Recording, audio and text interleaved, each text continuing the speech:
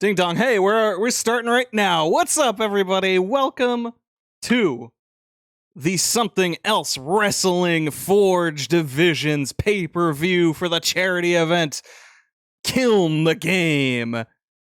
I am your host, Action Shakespeare, playing Action the Brain Shakespeare, the shoot promoter of SEWL, and is also additionally playing a bit role as Grace Thorson, the veteran wrestler.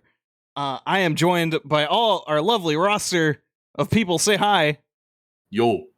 Hi. Hi. I'm very cold. Hello. And despite the coldness, we're gonna give you some red hot action tonight. Hopefully in some a really nice, tight, compact block, God willing. But you know, Yeah. So getting started on that front, let's get right into it with nobody's in the top spot anymore. Oh, we know who Maze is. Yeah, it's Maze again. Oh, wait, yeah, Maze is in the top spot again. Maze sweet. She's gonna sell some Mazillion tickets. I think so.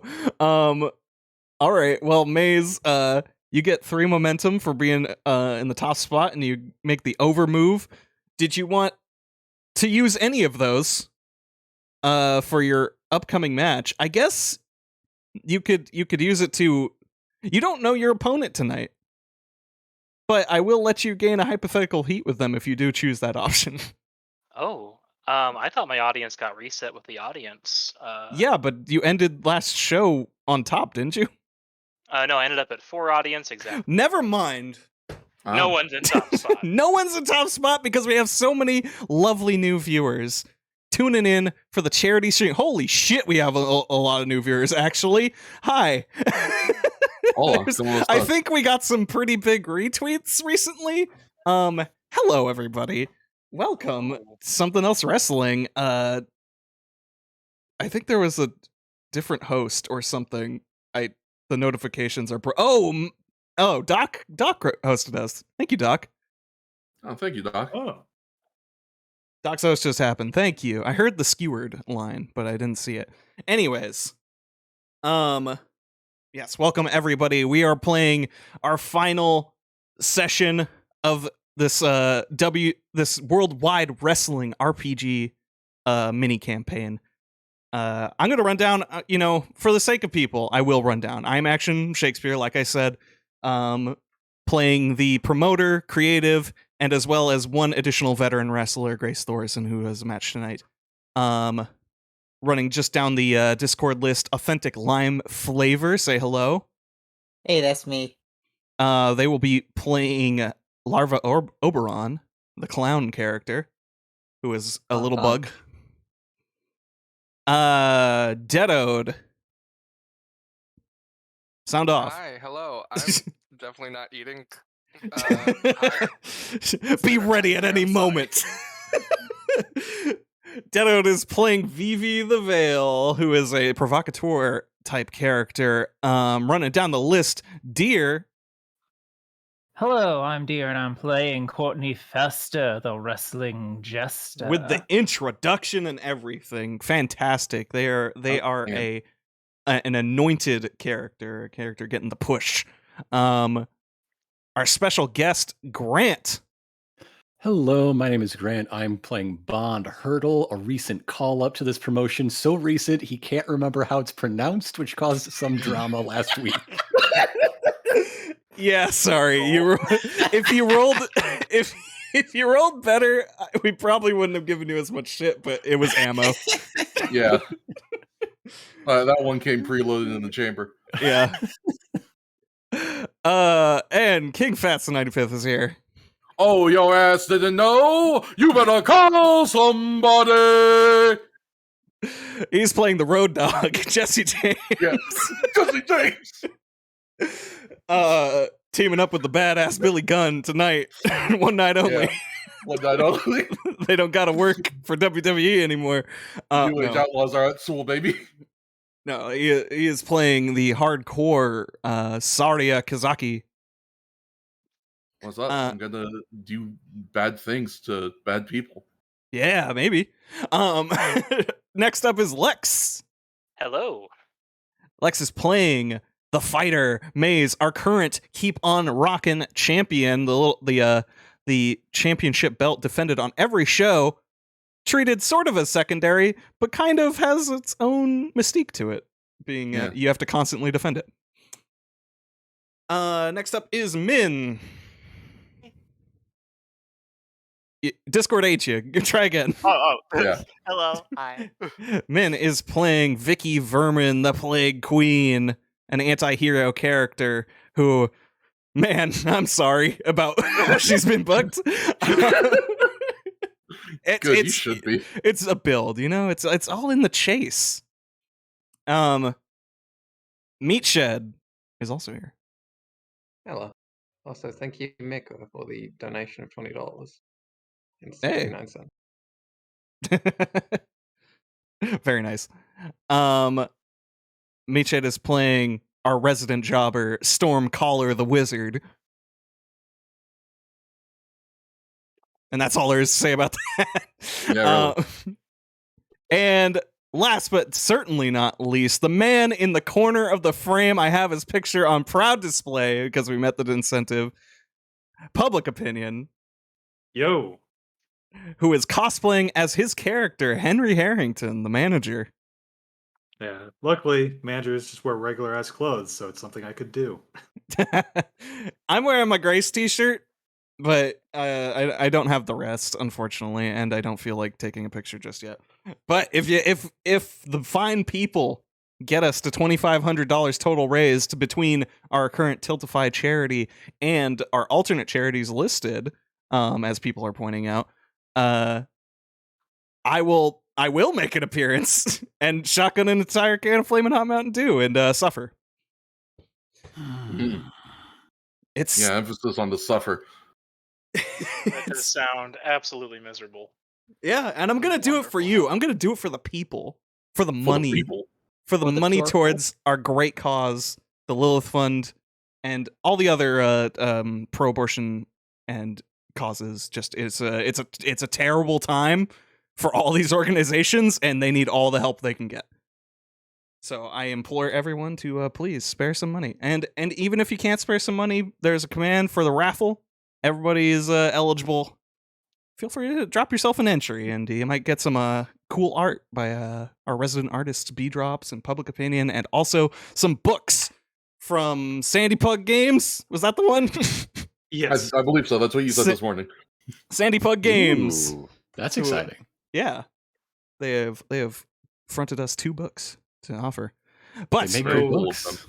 And a Monster Care Squad is their most recent one. Yes, that that is. I've not had a chance to play yet, but that is what they're offering too. Two copies up for grabs of Monster Care Squad.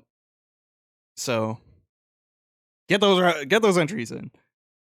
Excuse me. I said I was going to try and be compact, and then I went in an entire spiel. But hey, everybody, thank you for joining us. We're going to get to the show now. We are starting off right from the top, which is a great place to start, I think. Yeah. So nobody's in top spot for now because we had an audience level up recently, which is represented by the stream pretty nicely. But let's see where we are. I want to get everybody's audience score. That's a notepad, not a calculator. I need to do basic math on a calculator. Hey, you and me both, brother. All right. Grace is still sitting at 2 audience because I think she fucked up big time on a really big spot. So how might he have fallen? Running down the list, Wime, where you at? I am also at 2. +2. Sweet. Deadode, where's Vivi at? Huh? Audience. How many audience? Oh, Yeah. 2, I believe. 2 audience. I believe you. Dear, where's Courtney at?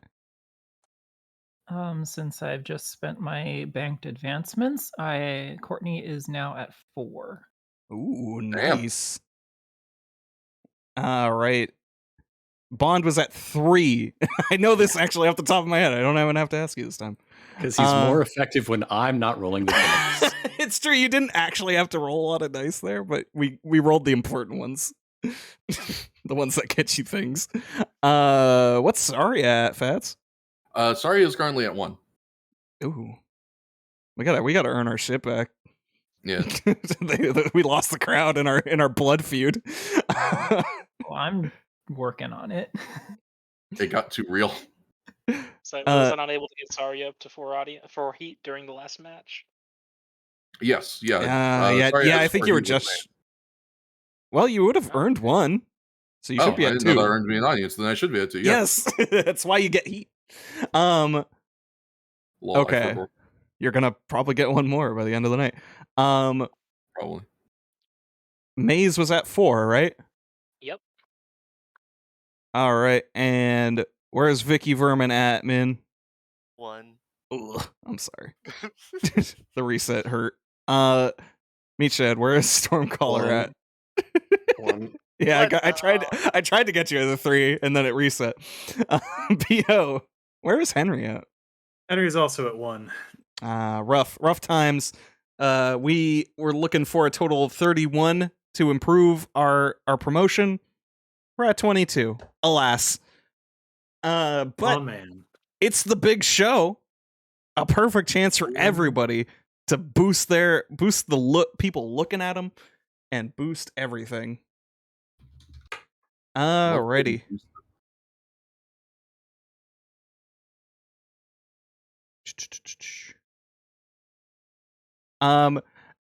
Yeah, to people asking in the chat, yes, the other donate link is not tied to the charity, but if somebody manages to throw something there, I will just throw whatever is earned today in that.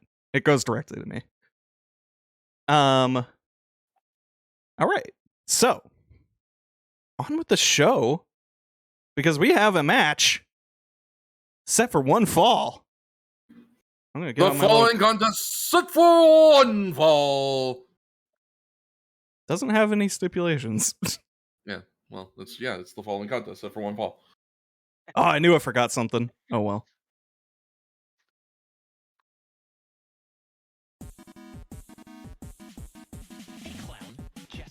Introducing first from parts unknown, 4'6", 180 pounds, Larva Obara.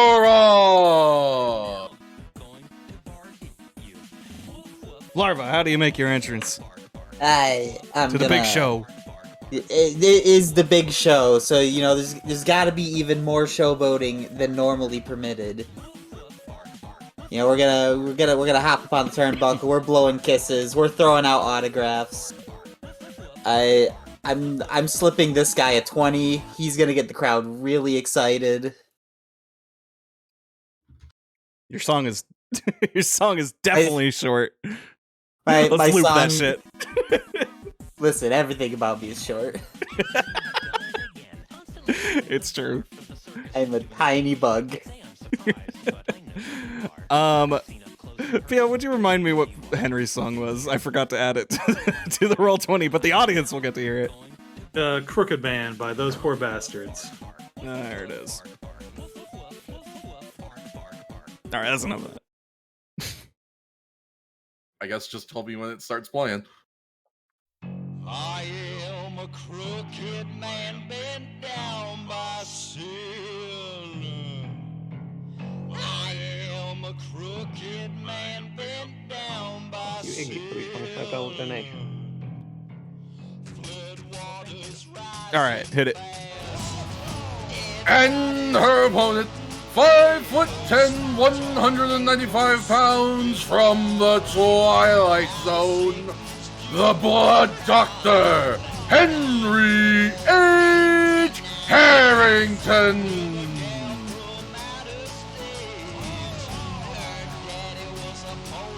Alrighty. Henry, what are you doing? He's taking this super casually. He just kind of, he kind of just scrolls down, checks his watch, cracks his neck. He's not even wearing a watch, he just looks at the spot. Does a yawn and stretch. And kind of just smiles smugly. Larva in the crowd, sticks his hands in his pockets, and just hops up on the apron and gets in the ring. Gives Larva a little come on. He's not taking it seriously. Always a good idea in the wrestling ring. Speaking of cracking the neck and stuff, how's Henry's previous immense amount of injuries doing? Oh, he's fine. He's not wearing a single thing. No, just the bandages on the arm. Those are permanent. Oh, sure. All right. Let's fade that music out. Let's get the fight music in because it's time to start. Larva, this has been heating up. You start in narrative control. I'm sorry. Oh, perfect. Perfect. We're meeting in the center. We're squaring up. Mm-hmm. We're gonna let's see. We're gonna start off with a classic. You know, the good old, you know, like wrist to wrist test the power thing. The Greco-Roman knuckle rock, the test of strength. Ah, yes. Yeah, that classic. From a lower vantage point. Also, oops, sorry. Who's on commentary? Oh shit, yeah, you're right. I've never taken a turn. I can try it out. Hit us. Who are you coming in as? Bond Hurdle himself. Oh, okay. Bond Hurdle coming in early, taking a look at the not his prospective competition, but hey, he's having a good time. Well, I plan to have a good long career defending my title. I gotta see who I'll be defending it against. Oh, yeah, good call. Either one of these guys, given Henry's performance in the Keep On Rockin' a few weeks ago, he's not out of the running. You might need to ditch his manager's license soon. All right, we return to the ring with the test of strength. Larva at the lower vantage point. Yeah, I have a focused center of power, so. Oh shit! Okay, yeah. It's gonna. I understand. We're going back and forth. You know, back and forth. You mash A now. It's gonna lead to a good old Irish whip. I think Larva's using the electric toothbrush on that button. I mean, we got a dental plan, right? Is Larva doing the whip or taking the whip? Doing the whip. All right. Yeah, Henry's gonna go against the ropes. Mm-hmm. And then bounces, you know, comes running back. And we're gonna what's the word? God, I'm messing up my mind so badly right now. Headlock? Describe it in broad strokes. Yeah. The thing where the thing happens. Yeah. We're gonna go into a ballroom dance. Oh, okay. And we're gonna dip. I'm leading, of course, because I have narrative control. Yeah, naturally. An unusual maneuver action. See, this is why I just got to get a handle on things around here. And from the pickup from that, that's going to roll up into a power bomb. Amazing feats of strength from Larva Oberon from a ballroom position. Wait, powerbomb position back into dancing? No, I'm just the power bomb. The actual slam. That's the capital. It would have been more impressive, honestly. Okay. Yes, the exclamation point with a big power bomb from ballroom dancing. That seems very coordinated. I'm gonna have you roll heat. We're gonna roll heat for this. In this dreaded feud of enemies, mortal enemies. I mean, this all Looney Tunes fight. Where's Spawn's heat again? It's right next to his name, right? Yes. Yeah, you still got fucking 4 heat with this man. Yeah, all right, that's a 9. You can take a momentum and pass off control, or keep going. Yeah. I'm gonna start getting a little bit of momentum. That sounds like a good idea. Yeah. Remember, you should probably have started with at least one. Yeah, I have 2 by my calculations now. I don't have my calculator, so I can't confirm. All right. Henry H. Harrington, you are in narrative control of this match. You've been powerbombed. All right, Henry. I mean, this is very early in the match. It's a power bomb from only 4 feet up, so it doesn't hurt him too badly. He sells it mostly as a surprise rather than damage. So he just kind of like rolls back. There's not even time for a cover. But then he goes in, do a collar and elbow, and swings around and gets Oberon in a headlock. Ooh. And then he takes his, he works one hand free and just flicks her in the nose really hard. That's so big. By what weakness? It makes a noise like a door stopper. Yeah. And then he, while she's stunned from that, he's working a whole, he goes in for a hammer lock, kind of pulls it into an arm bar, gets Larva down to the mat, and then grabs her arm with both hands and just starts twisting in opposite directions, giving her a burn. This is what I'm talking about, Bond. Henry is a real contender here with this technical prowess with just a hint of strategic cruelty. Hints of strategic cruelty and also playground bullying. I don't know. I don't like this guy. It's tomato. Yeah. Larva manages to bust free of that. Henry gets back in, uses his larger size to snatch a headlock, and then just drags Larva like all along one side of the ring, giving her a noogie. Strategic cruelty. See what I'm talking about? Then I see what I'm talking about. He takes the pinky of his right hand, sticks it in his mouth, pulls it out, holds it up to the audience, and then delivers a devastating wet willy to Larva Oberon. You son of a bitch. You sick fuck. You sick fuck. You sick fuck. Yeah, for real. Roll heat. The I can think of no other thing. It's not even legal. Gives up. Give up? Never surrender. Shout out Sticky. All right, that's a 10. You gain momentum and maintain narrative control. Keep it going. All right, Henry goes for a pin. Does not get a count out of this. Of course. And then he like just lays in like one elbow, and then goes for like a more legitimate pin, hooking a leg, putting a lot of weight across the chest. Ooh. Larva still kicks out at 1.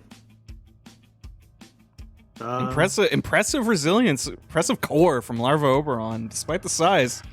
Really, the man is entirely core. Yeah, maybe a little. All right. Henry is going to manages to power Larva up again, drags her to the corner, and just gives her one big whack against the turnbuckle, head first. He looks to the crowd. You have to lift her to do that. It's the bottom turnbuckle. Okay. Yeah, no, he whack against the bottom turnbuckle, and while she's still kind of leaning against it, selling her head, he looks to the crowd, and then just starts stomping. Oh. He breaks it at 4. Like a bug. He breaks it 4, and then he takes some time to showboat to the crowd, middle fingers, doing the throat slitting gesture. I'd say work the audience. Why not? Yeah. Not that you really need to get heat anymore with this. This is a 4 heat match. This has been boiling. Great, you get a momentum. Want that momentum? Yeah, it's good resource. Then they're booing. All right. Then he's gonna drag Larva out, go for the pin again. and Larva still kicks out at 1. I'm just going to hand back control. That's fair. All right. So Larva kicks out. You know, rolls away. Gotta get your bearings. You know. She gets up. You know, gives her a little slap. Gives herself a slap. You know, gotta work up. You can't take this laying down. Gotta Hulk up. Yeah, exactly. See, she's gonna. Some metamorphosis. I will finally become a chrysalis, Oberon. Oh man, Cocoon Oberon is. I mean, you already went to the trash can, so like. Yeah, really. Oh shit, you're right. This gimmick built itself, actually. Your defense would be impenetrable.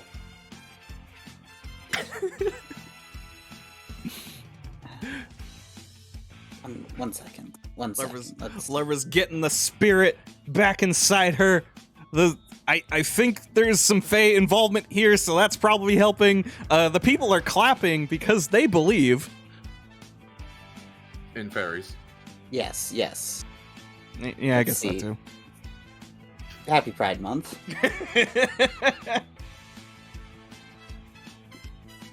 So what Larva's gonna grab Henry. Another Irish whip. We're getting our reps in. We're doing our runs. Absolutely. Henry gotta hit the bounce ropes. off the rope. And Larva's gonna jump up into a monkey flip. Ooh. Ooh. All right. And that's gonna send Henry over the ropes, out of the ring. Oh, astounding monkey flip. Wow. Yeah, I'll take that bump.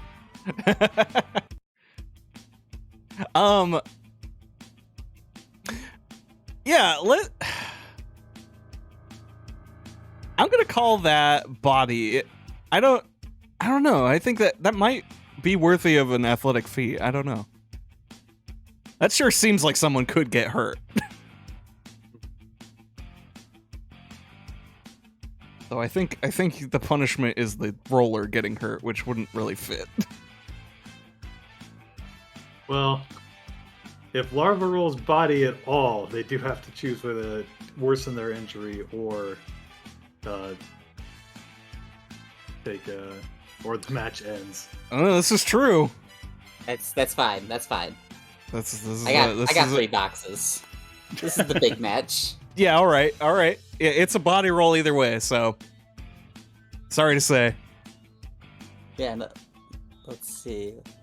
Come on, body, don't fail me now. Nice. I wake up and say that every morning. For real. Yeah. Just to confirm, it just triggers any time a body roll happens, right? Yep. They just get another injury. Yes. Ouch. Well, it fucking hurt, but you guys pulled it off.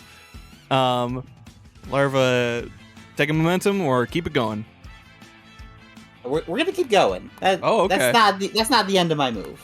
Oh well, it was then, but now it's not. Yes, exactly. All right. All according to my plan. A monkey flip all the way out of the ring. Holy cow, ladies and gentlemen. That's, man, everybody here came in with previous injuries as far as I can recall. This is nuts. I spent my advance to get rid of mine for exactly these purposes. Well, I don't know that in kayfabe. Everything could still be tender.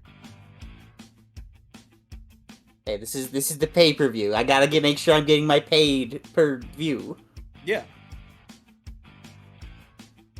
So Larva's running to the ropes. Bounce off the ropes. Running. Jumps over Henry. Lands right here in front of the crowd. You know, takes a bow. Everyone politely clap. You know what? I'll give you work the audience. Work the audience. See, are they impressed with you? Roll that audience. God, I hope so. I do 2 flips in a row for these people. They better be impressed. Work audience is it's the audience roll, You right? roll audience, yeah. Yeah. Yep. Yeah. You get momentum. Everybody politely claps at your acrobatic feats. Oh. And with that was giving just enough time for Henry to stand back up from being flipped out of the ring. Mm-hmm. And Larva will 180 around and do a jumping headbutt right into his chin. Freaking Like- Yatsuba move. Yeah, like a tiny missile. What's Larva's finisher? It's never come up. Never. Yeah, no. I was gonna cross that bridge when I got there. I feel like we decided something a million years ago. I'm Don't worry, sad I to have. say. If I get my finisher, I have something planned. Great. All right, big headbutt to the chin. Henry almost assuredly staggered against the apron now. What's the follow-up? The follow-up is going to be going into the bleachers. Oh shit! Up here with the Jumping SEWL off. universe. Jumping from the bleachers into Henry again. No, actually, I always thought of Oberon here as something of a buffoon. In fact, entirely a buffoon. But anybody who's willing to dish out this much pain onto that amoral fiend, you know what, has my respect. I'm happy to be here today. Yeah, you know, Larva gives herself to the business, perhaps more than her own height. but goddamn, she gives it all. All right, big crossbody from the bleachers. To not end this match early, I will say that's not heat, or that's not body. Though it sure seems like it. I'm gonna call it heat because Henry now is going to cooperate to make sure you don't get further injured. This is the cushiest landing on a crossbody you've ever seen. Absolutely. And the crowd's into it. Ooh. Yowza, that's a 6. You know, You can take a penny, leave a penny on that one, really. it really wouldn't change anything, though, would it?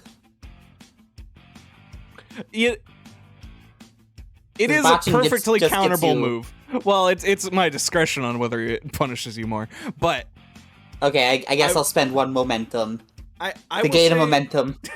I was gonna say I won't this time because it's one of the most easily countered moves, especially with a guy who is twice your size, or at least 1.5. But up to you. Either way, I guess it's back in Henry's hands. Yeah, Alright. that was my Break piece. scene. I just wanted to jump around a little bit. Alright, Henry is incensed. Henry is gonna start What? popping off. So, yeah, while Larva is showboating and fooling around after slamming Henry, spine first against the apron. I'm assuming, whatever your finisher is, if you can work the spine, that's the psychology I'm going to build towards. Henry is going to whip Larva into the barricade. And she's short enough that she's basically like resting her head right on the top of it. And he's gonna back up and right there in front of the crowd just do a running pump kick right across the jaw. Oh, gnarly! Sending Larva sprawling. He tosses her back in the ring to beat the 10 count. Gives a quick dusting off the shoulder and scowling to the crowd. Playing up a little bit for rolling in the ring. And Henry is Alright, Henry gets Larva. Larva's loopy. And he gets her hooked up for the double arm DDT. Then he looks at the crowd and he drags Larva to the corner and just hoofs her up, gets her seated up on that top turnbuckle, and then he He gets set up for the double avalanche, the double arm DDT. Doing high from the rent, top. dangerous style. Yeah. Setting up for absolute murder. Mm-hmm. Man. But as he goes, he has to stop. He starts clutching his back. Ah. And that's when I'm gonna hand control back. Ooh. Henry Harrington continuing to not make any moves with his dice. Look, I got Actually, these you three know momentum. We got 4 heat.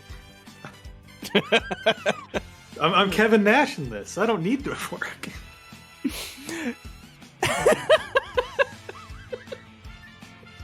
God damn it, Henry.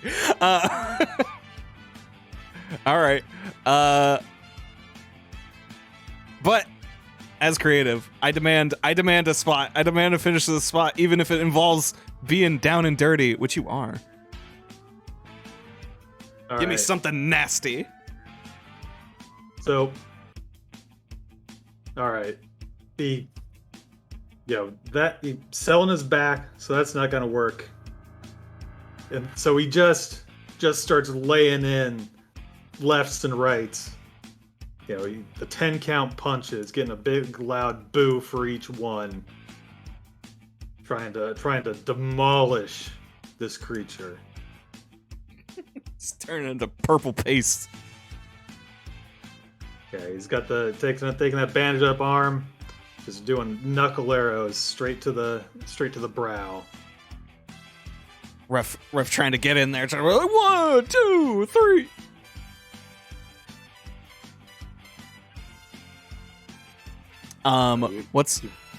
Give me an underhanded punctuation to this moment. Ref is kind of getting involved. He's getting in your face. But as we all know, that's prime opportunity to do something even worse. All right. So Henry gets down, lets the ref back him up. The larva's kind of slumped. And Henry like tucks her so she's, pike position, got her head kind of against the turnbuckle. And he just gives her the cheeky Nando's super kick right to the back of the head. Oh! Larva crumples. Give me a work. Perfect. Ow, my brain. That's an 8. All right, I'll take Somehow that more momentum. honest, but still harder to watch than the wet willy stuff earlier. Yeah, that's like that man wears loafers. That hits you hard. It's astounding he can do that. Taking a momentum, passing it off. Yep. All right, the ref is once again getting in Harry. Oh, come on. Giving Larva time to slump and fall off the turnbuckle and, get situated. Larva, you're in a tough spot. I want a last-ditch effort spot before we take it to the finish. All right. I'm getting up. Get up on my feet again.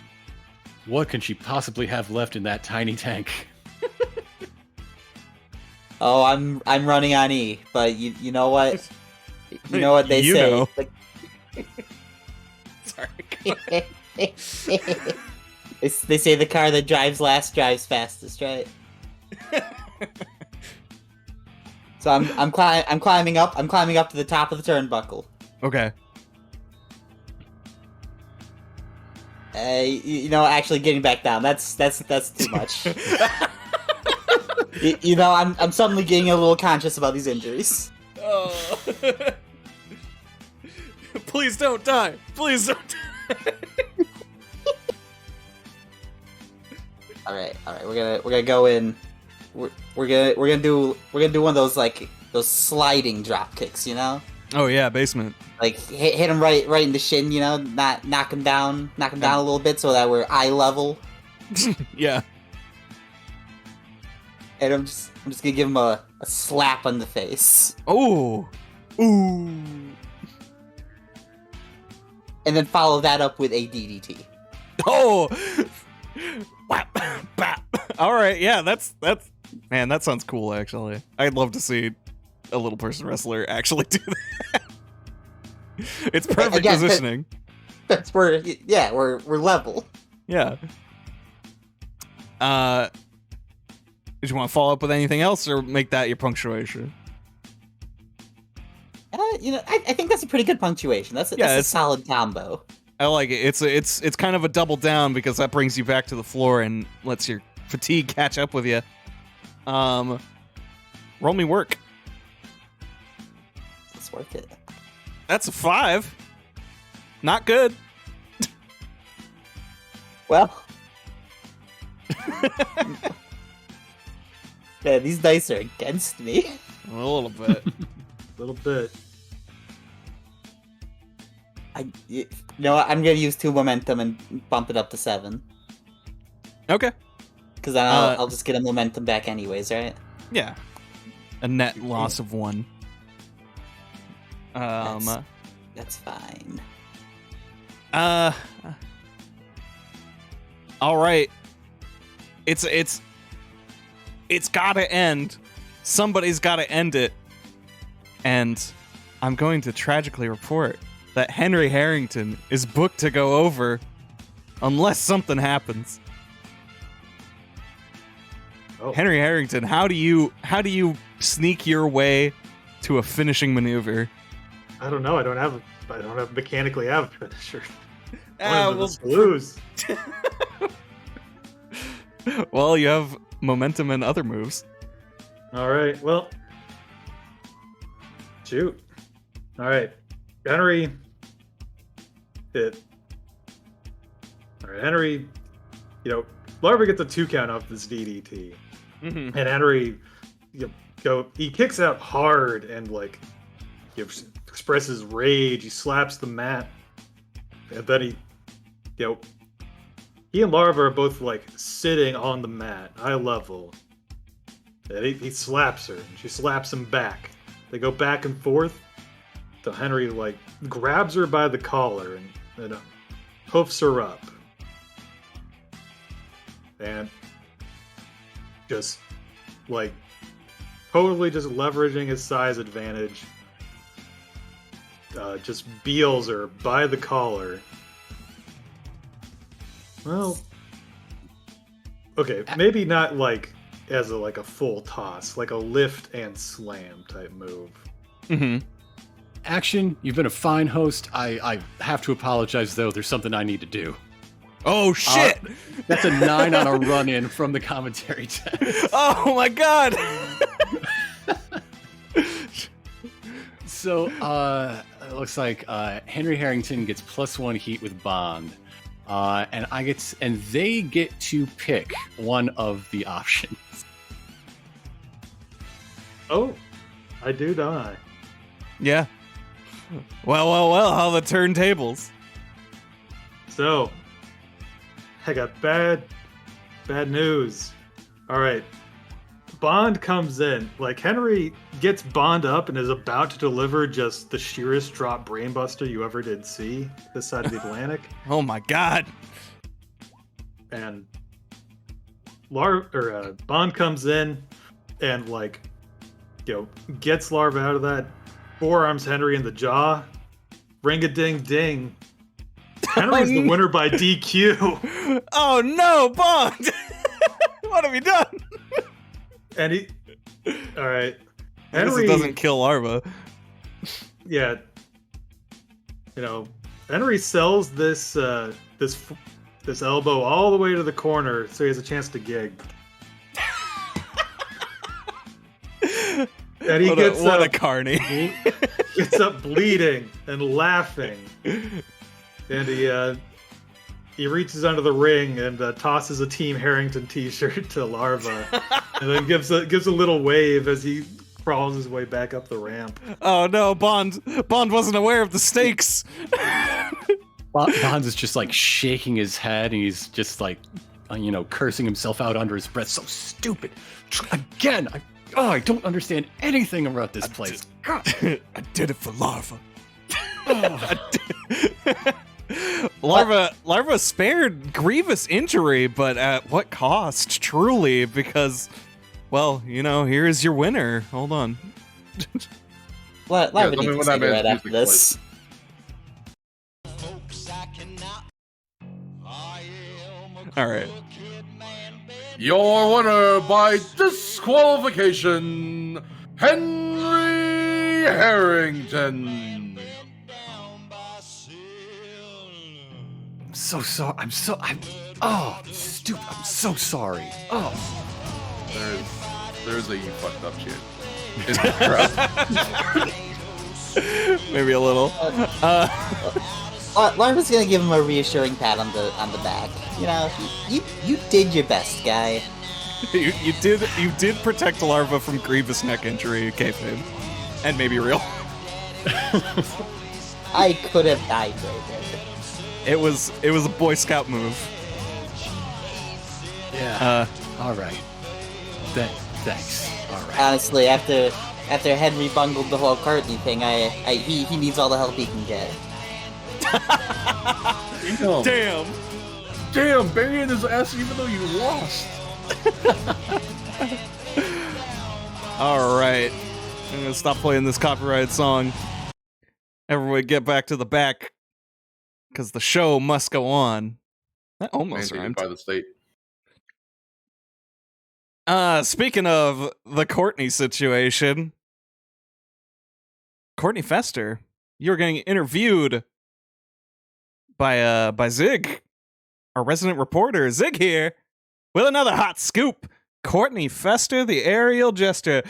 More like Courtney Fester, the finalist jester. You are in the main event tonight against Bond Hurdle. What are your thoughts going into this match? This wasn't really your preferred outcome as far as I remember it. Well, it was not the match that I was prepared for, but after seeing Bond's performance the other night, I do think we will be able to give the crowd quite the show. Oh, well, absolutely. These are, despite some of the dusty circumstances, you are both representing the top talent of the SEWL Forge division. What does it mean to represent that to you? Well, over these many, I can't even remember how many weeks with SEWL, it has become... About 4. Sorry, continue.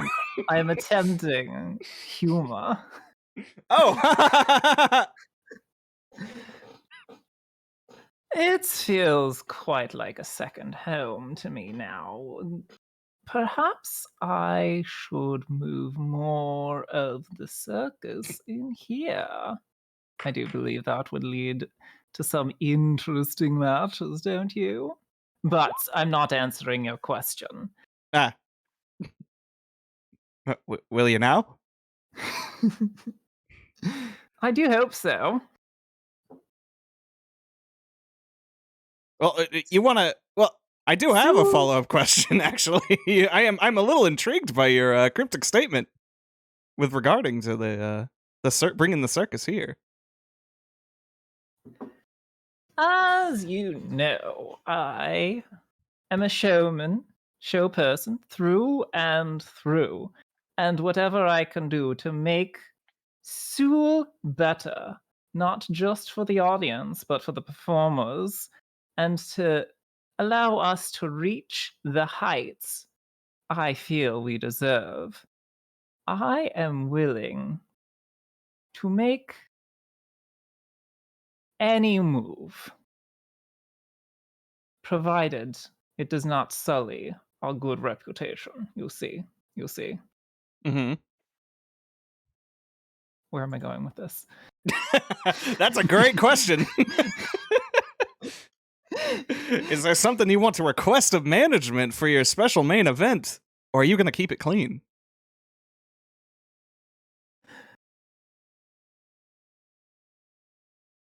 Are you implying that the circus is dirty? A little bit. It's like elephants stuff. I assure you, elephants are startlingly clean. In fact, I will prove it to you. by Hmm? bringing elephants to you. Elephants in the ring? They're gonna break it. They're not allowed in the ring. Oh, thank They're God. rings- We can't afford this. They'll just be ringside in case anything should get out of hands. All right. Roll me cut a promo. You're listing some tasty options here for this show. Some showbiz. I don't know what I'm doing. 8. Well, you can pick one of your choice, whether it be that what you're promising or, the more mechanical ones, if you so choose. If you want to carry this back into being about your opponent, feel free. I really should.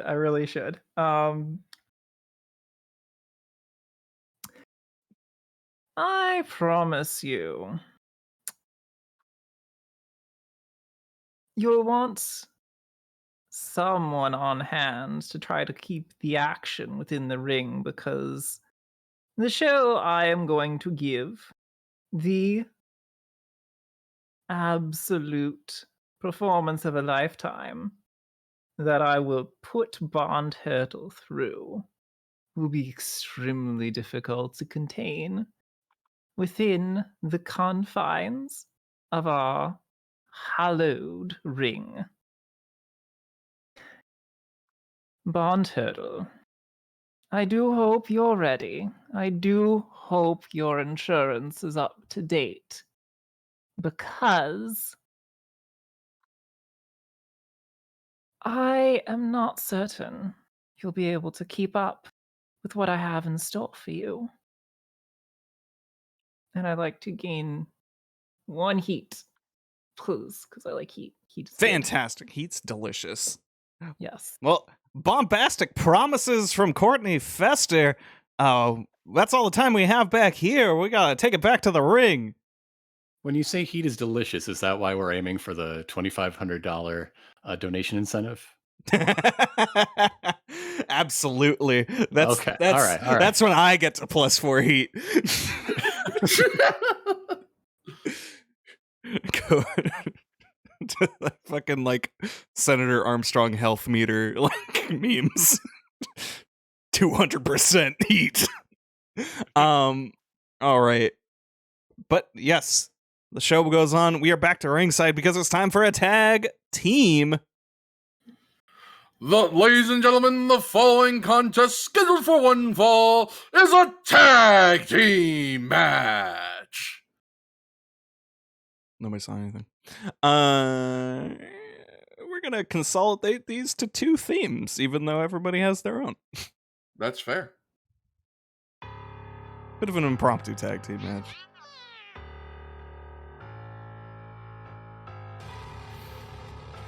I'll let it kick in first. Yeah. Introducing first, the team of Vivi the Veil and Stormcaller. How does this team make their way together? I imagine Vivi is leading the action. Stormcaller's on their shoulders. How the hell? I guess he's pretty scrawny. I guess Stormcaller's on Vivi's shoulders. They're still doing their sort of usual thing at the crowd, but also occasionally looking up and grabbing him and sort of squeezing. And then once they get to the ring, sort of grabs his face and throws him under the floor, under the bottom of the rope. Okay. Yeah, he was in great position. Folks, I love a visual metaphor.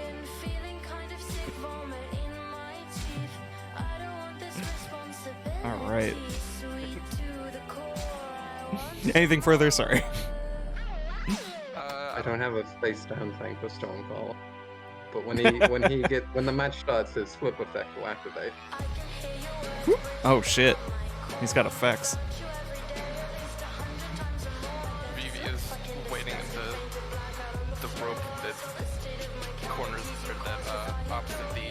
entrance with a Mhm. big smile. Johnson.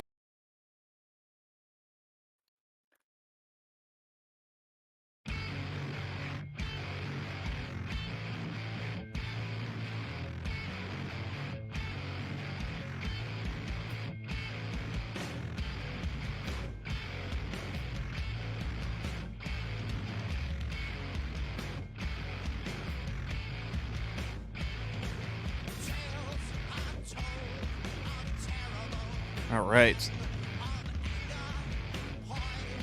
I think we lost that. Did we lose Fats? Oh damn.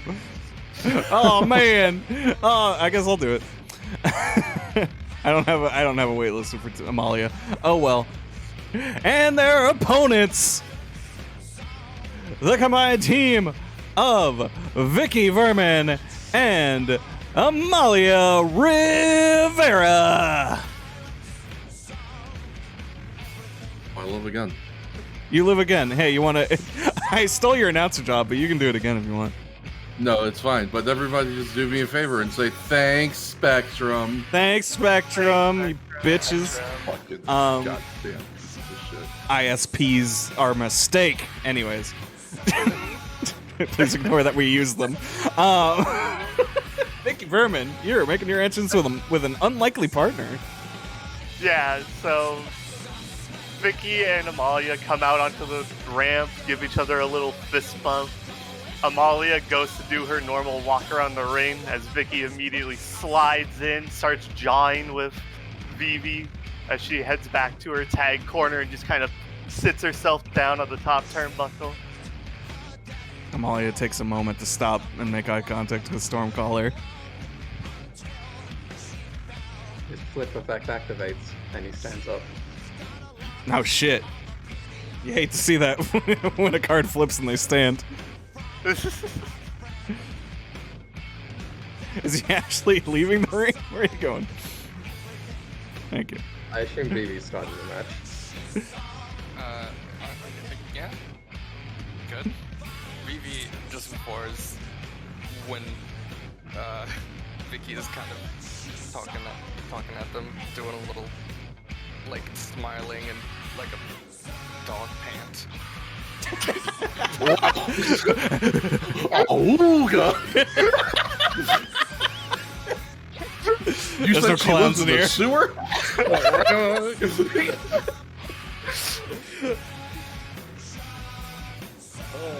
I'm about to go spelunking.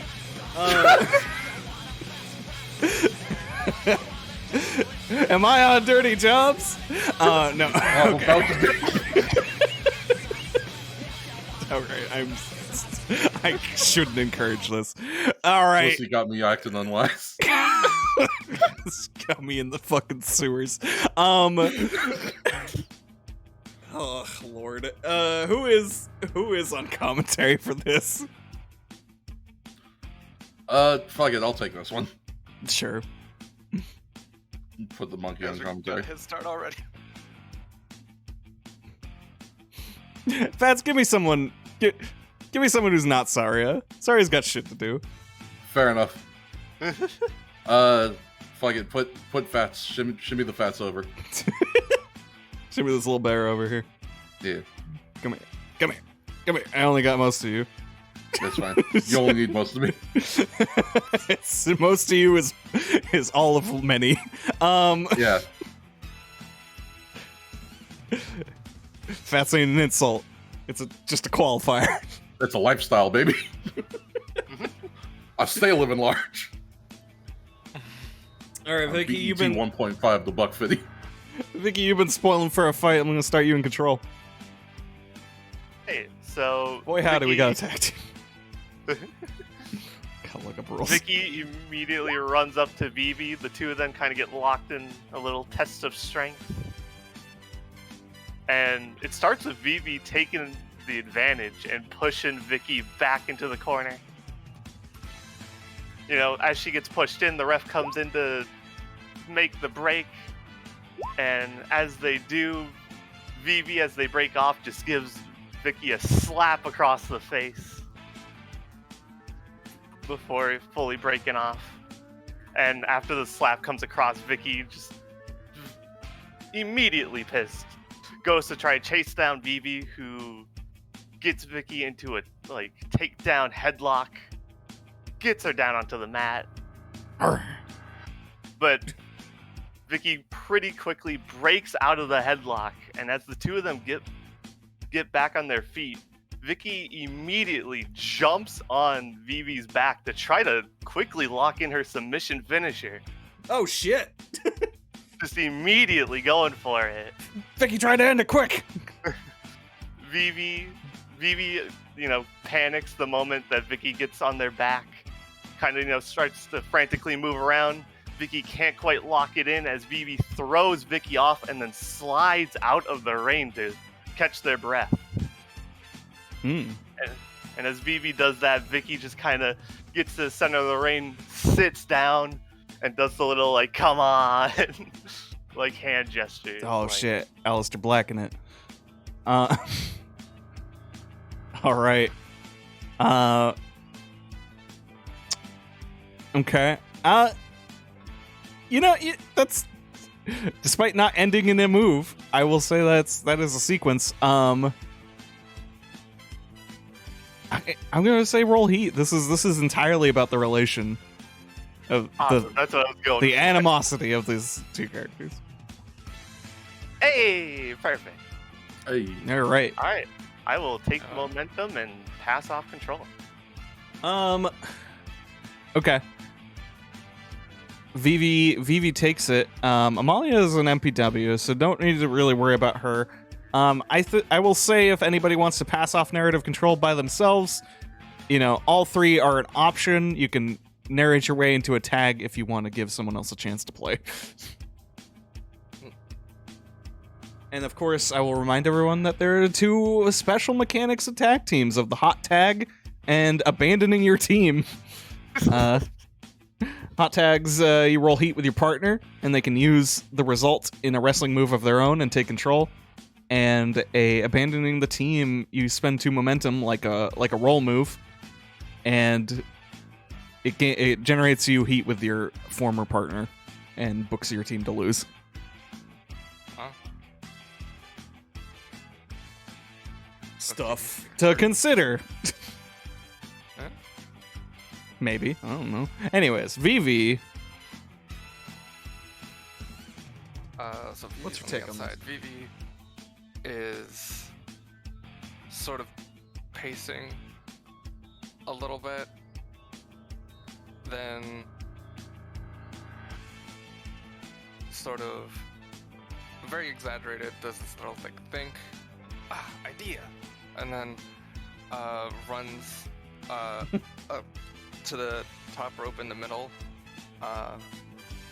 and just goes for a spear off the top, just Jesus, and dives at the sitting Vicky.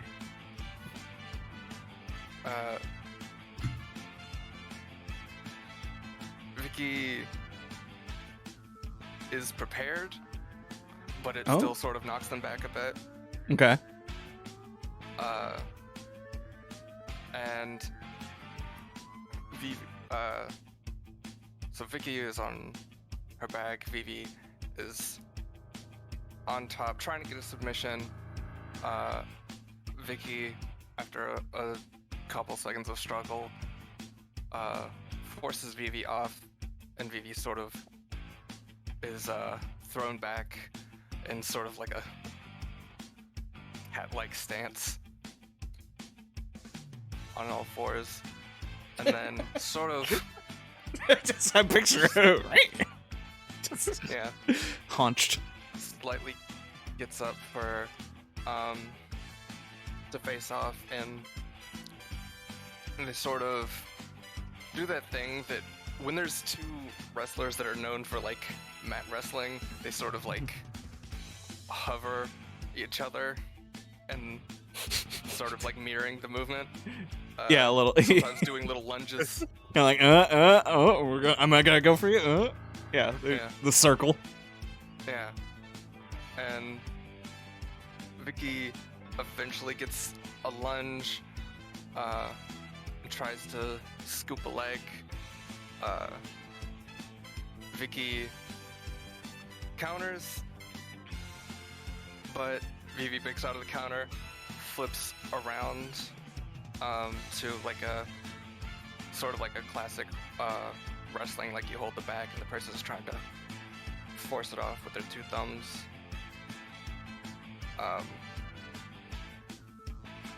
Then Vivi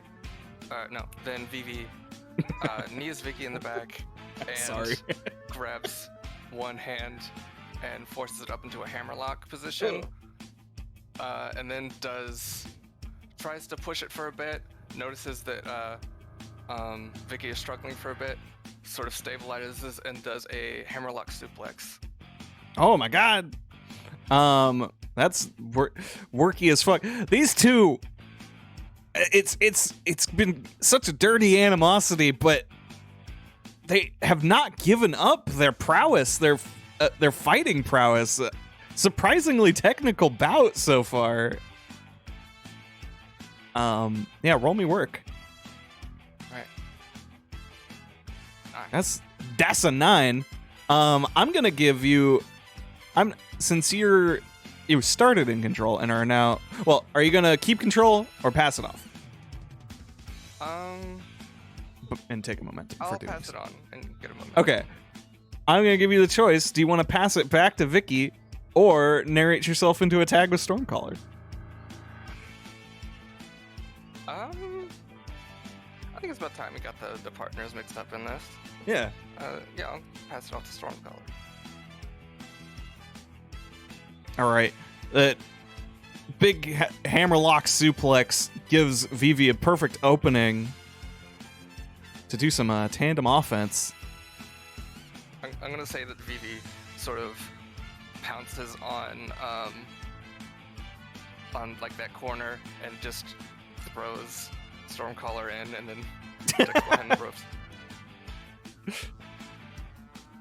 Referee accepting that there was a tag in there at somewhere. Pretty sure Stormcaller's touching the rope, the tag rope. Yeah, if anyone's seen Chaos Project, with Luther and Serpentico, yeah, this is kind of what I'm thinking. Good. That's fun. Perfect. All right, Stormcaller, a legal man. Vicky Vermin still a little dazed. First thing I have to do is do a kick up. After being thrown. Yeah. I want to say, work the audience. That's a. I want you to roll for a pop. I'm gonna spend one momentum. All right, you got it back. There, yeah, all right. If it went long enough without Stormcaller being tagged in, I was gonna make them chant. What sort of position is Vicky in at the moment? Hey, does Knuckles work here? Vicky's recovering from a suplex, so kind of on her back, maybe getting up by now, or trying to. It's early on, so she's not like dead. Yeah, it's more I want to do a Shining Wizard for the joke. You're in control of the narrative. Where is she? I guess that's sort of more finishing move. Or like a punctuation, so probably not that. Yeah, if you want some setup beforehand, for sure. Yeah. We'll back. Suppose he's going to help her up, like the good honorable wizard combatant he is. Gives her a good solid handshake while helping her up. Vivi is a little upset. Vicky is just confused. At the sportsmanship. Just pointing. Then kind of disengages. Amalia is intrigued. Single arched brow. Then he disengages and goes for like, I think it's called like a sidekick. He's doing that right thing where you do like a step forward in the sidekick. Okay. Which I feel like Vicky can probably see and kind of just evades out of the way and grabs his leg and puts him in a leg lock. What would Vicky do after that? Because I want to give you some stuff to do and talk about. So I'm assuming I would just like kind of catch the kick. Yeah. And then Vicky would probably just try to turn it into like just like a dragon screw takedown. Just immediately just turn it around, take you down to the ground. Oh, well, so much for the so much for the tandem offense. Listen, the tandem offense was me tanking. That's announcer voice. Don't worry about it. Okay. So Dragon Squew. I'm just on the ground now. My way. Yes, I do the SpongeBob yell.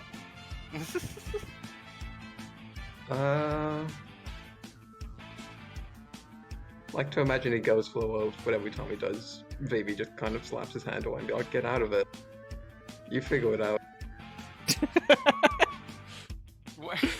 This fucking training school. Yeah. Stormcaller. The crowd really liked your kick up. Give up. They loved it. They want to watch you And- succeed. Let's Stormcaller. Let's go, Vicky. Stormcaller. Let's go, Vicky.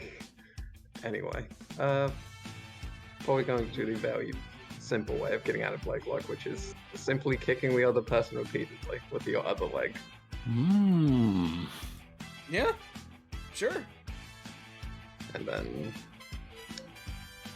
quick stand up, and then the Shining Wizard. Oh yeah, there you go, Vicky. Ooh.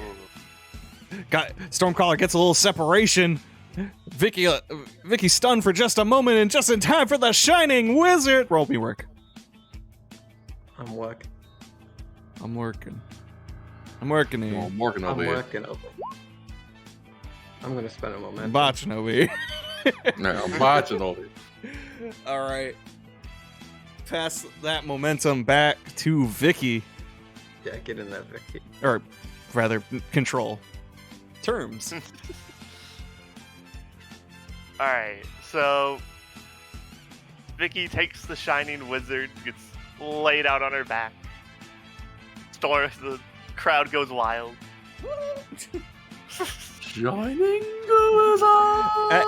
In this stage, it is one of those things where whoever gets offense gets a clap. Yeah. So Vicky gets back to her feet. Goes to wherever Stormcaller is, and then just kind of starts laying in some kicks of her own. Ow. Just kind of like one, like, you know, just kind of several kicks to like one of Stormcaller's legs to get him down to his knees.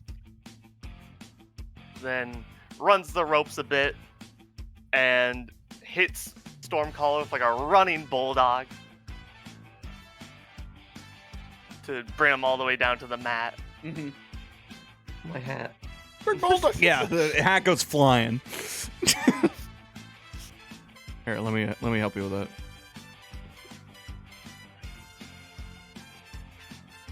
Stonecaller's been stripped. Nice. Not only does the hat go flying, Vicky or the hat gets knocked off. Vicky grabs it and tosses it out of the ring. Oh, there's a little bit of booze. There's a little bit. You know what? You also roll work the audience. No, wait. Vivi runs to get it. Sorry. All right. I need to. Hey. Hey, all right. You can grab momentum, or potentially Absolutely spend take up my to momentum. 2, and get a heat with Stormcaller. I'll just take the momentum. Whatever you want to prioritize. All right.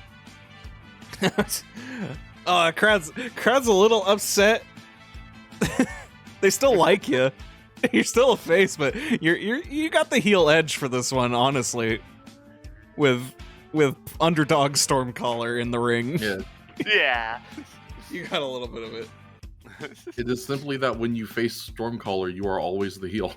It's true. It's the problem. So Vicky kind of plays up the crowd reaction a bit as she slowly picks Stormcaller up, picks him up for a suplex, and then holds him in the air. That solid suplex. Vivi is just on the like tag rope, like trying to run over it, like, but like acting like the rope is holding them back. Just like draped over it, like no. Yeah, Vicky holds him there for a good like 3, 4, 5 seconds, and then just drops him center of the ring. I'm gonna say that's actually it takes cooperation to do a Stalin suplex. You gotta have good core strength to hold yourself up that long. Sorry to break kayfabe. Sorry to spoil the illusion. So I'm gonna say that's rolling heat. I probably couldn't take a Stalin suplex. I need to do more sit-ups. Alright, I will take a momentum, and then I'm gonna pass control over to Amalia with the tag. Yeah. Yeah, it's one of those both come down, but Vicky's taking offense. It's not, and she did a big move. She's getting a little tired. She's got to drag herself over to Amalia, who gets the tag fresh as a daisy. And just truly does not, just immediately pins Stormcaller first thing. 1, 2, no, 2. She is not pretending to be a face today. Like, she is kind of technically still one, but your team has embraced the heels of this match. And Amalia is showing no mercy to the boy, to the audience's boy. But he can't play No Mercy. He only has a GameCube. I'm sorry, man. That sucks. You got some really bad choices. Wait, you got like Day of Reckoning, I guess. Oh boy. She's gonna bring your Day of Reckoning as really?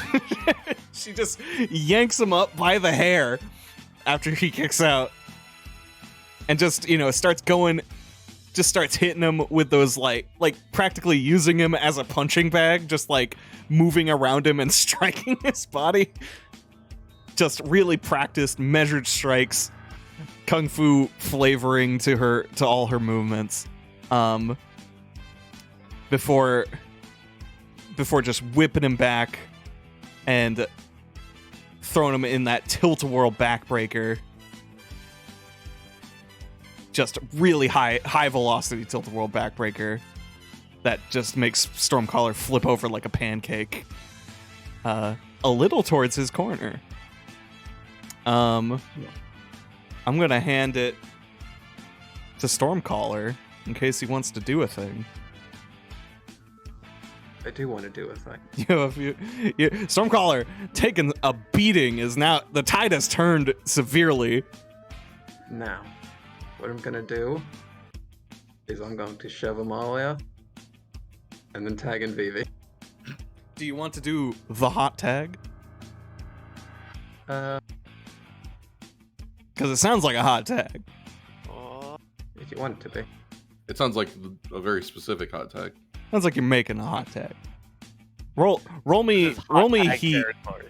Roll me heat with Vivi, because you gotta get out of there. Vivi is caught a little off guard and a little upset, be like, no, you got it, go. But is tagged and has to go. Hey, I got a 10. Oh, nice. Tagged and has to go in. Yeah, so now Vivi gets that roll as the wrestling move, so narrate your fucking running wild, Vivi. Yeah, you get the Hulkamania on Amalia. What? The other important part of the tag is Stormcaller gets sat back. Vivi runs Alright. and just a sprint towards Amalia, shoves her directly into the corner, then runs back, and because it's still within those couple seconds, grabs Stormcaller and throws him into Amalia. Ow. Using My head him as a again. projectile. Oh, now that's what I call a magic missile, folks. But Stormcaller wasn't holding the tag rope. He's not the legal man. Bro's gotta get him out of here. Come on, what are we doing? And then lets him scramble away as Vivi does a Irish whip to the well, not an Irish whip, is it? Well, throws Amalia against not the closest ropes, but the ropes that would make the most sense, diagonal. Yeah. Bounces her off and does a lariat. Lariat. All right. Yeah. It comes down with her, with the lariat, and sort of moves her to. By the way, sorry to cut you off. I'm gonna call it the Stormcaller missile project. Your hot tag move. You got a momentum from that, and now you are narrating your further move. So get it to its own punctuation. So sorry. Bring it back. No, that's right. Stormcaller's still fixing his hat. He's over here. Okay. So yeah, on the ground with Amalia, tries to work it into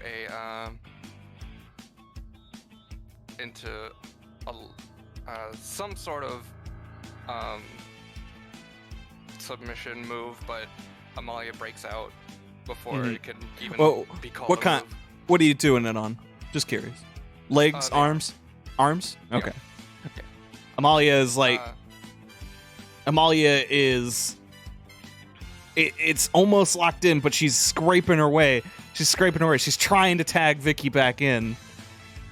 And while it makes you not able to keep the hold on, you're in perfect vantage point to get her back away from making that tag.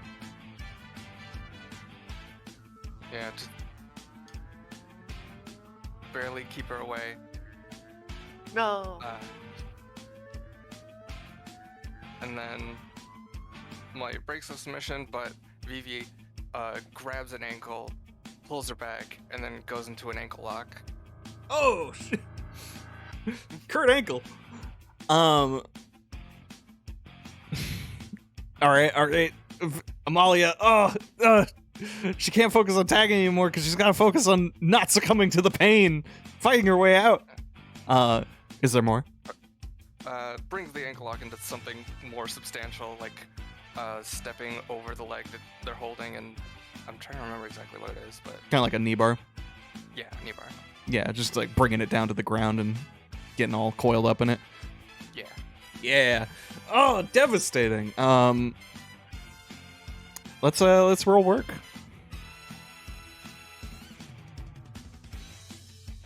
Well, I'll use one of those momentum. Okay. Take a penny, leave a penny. Yeah. All right. I'm gonna say I'll take it back to Amalia, but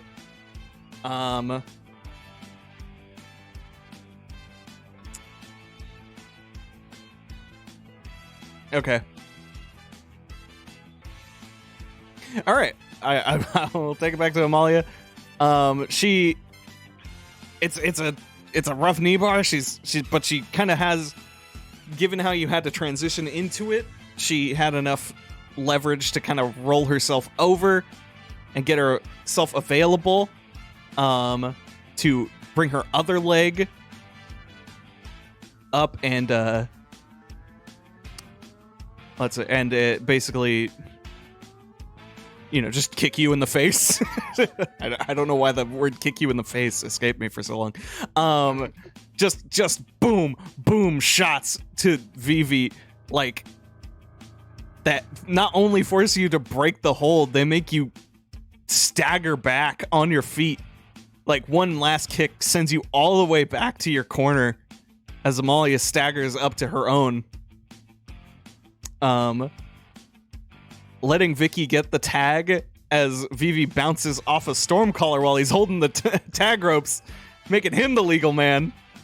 There's no Returning- way I can stop being the legal man. Returning back and as Vivi returns with the momentum, Amalia just hoists her in the air, gorilla press, and drops her out of the ring. Vicky, you are going over. Show me your finish. Let's go. I'll let All you right. take care of the rest as she clears house. As Stormcaller and Vicky go to meet in the center of the ring, Stormcaller just running right at Vicky. Vicky slides under Stormcaller's legs, and then just immediately going for her finish, hops on Stormcaller's back, puts her arm around his neck in a little headlock, grabs his other arm and stretches it all the way out behind him, locking in the Vermin's Plague, her submission finisher. Ooh, center of the ring. And then I'll roll my finish here, and then All right. Well, Good job, people. we got a finisher and a job. Commentary sure has not put anything over. I haven't really had to. Yeah. and I have It's enough a- momentum to just push this to a 10, which I will. Sure. I do not. Can I put over Meatshed getting owned? Yeah. Yes. It's I'll do a it. move for part of the match. I put it over. It is Stormcaller's Devastating finisher. submission in the middle of the ring. There's no way he's surviving this. This wizard has got to get cracked. All right. Yeah, Stormcaller falls to his knees as Vicky just really wrenches back on the shoulder, and he's forced to tap out middle of the ring. Ring a Vicky ding kinda holds ding. it in for an extra second or two after he taps, really just puts one last snap into the shoulder, and then tosses him to the ground. Gnarly. Ladies and gentlemen, your winners, the team of Vicky Vermin and Amalia Rivera. All right. After So, it's over I guess- and Vicky is trying to save him. Question for Vicky. First off, are you giving your opponent the audience or yourself? You better give it to yourself. I will take it for myself. All right, and you get an extra one because Stormcaller also got maximum. So you have earned 2 audience, and if anybody here is at 4 heat with anyone, I don't know if you are, but if you are, you I get an only had audience. 2. Ah, well. I think Vicky might be the only one coming out of it then. Looking like a beast. Vicky's going over. Vicky better fucking be. Um, Well, he took all of Soul. Long last. it was bound to happen. But yeah, All right. Vicky just immediately finds a turnbuckle to climb. You know, both arms in the air, like shouting at the crowd. Amalia is Trying to do something, but yeah, I don't know if I'm yeah. tries to stop. Amalia is just acting as security. The match is over. They're back to being baby faces, and Amalia is doing nothing if not enforcing no dastardly deeds happen. Vicky Care just for your hops friend, off. or else. Vivi is trying to jump, Amalia just like catches Vivi's legs are kicking up in the air. Like, not giving you beatdowns for it, she just like catches you and sets you down next to Stormcaller. Attend to your tag partner. Yeah. All right, amazing win from an unlikely pairing, but you know, you know what they say about enemy of my enemy, I guess. Something. Something like that. Hooded Assassin not booked tonight. Oh, this is bullshit. I know. He was on the pre-show. Don't worry about it. You better believe it. We'll play the dark match later on YouTube. All right. All right. That's everybody to clear out. Any post-match things anybody wants to cover, or shall I move us right along?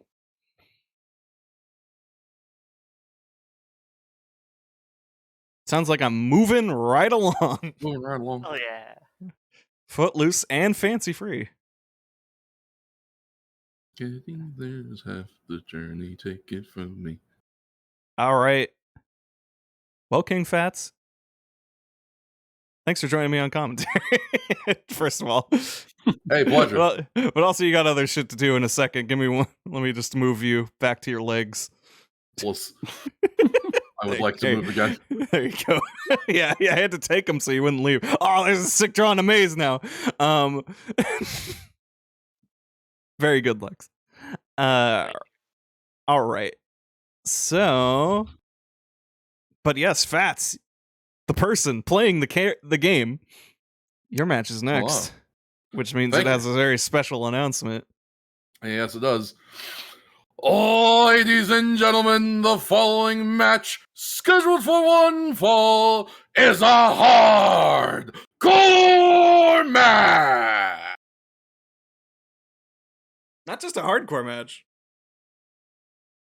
Is it? I think it's a death Death match. match. Oh, okay. There's a difference.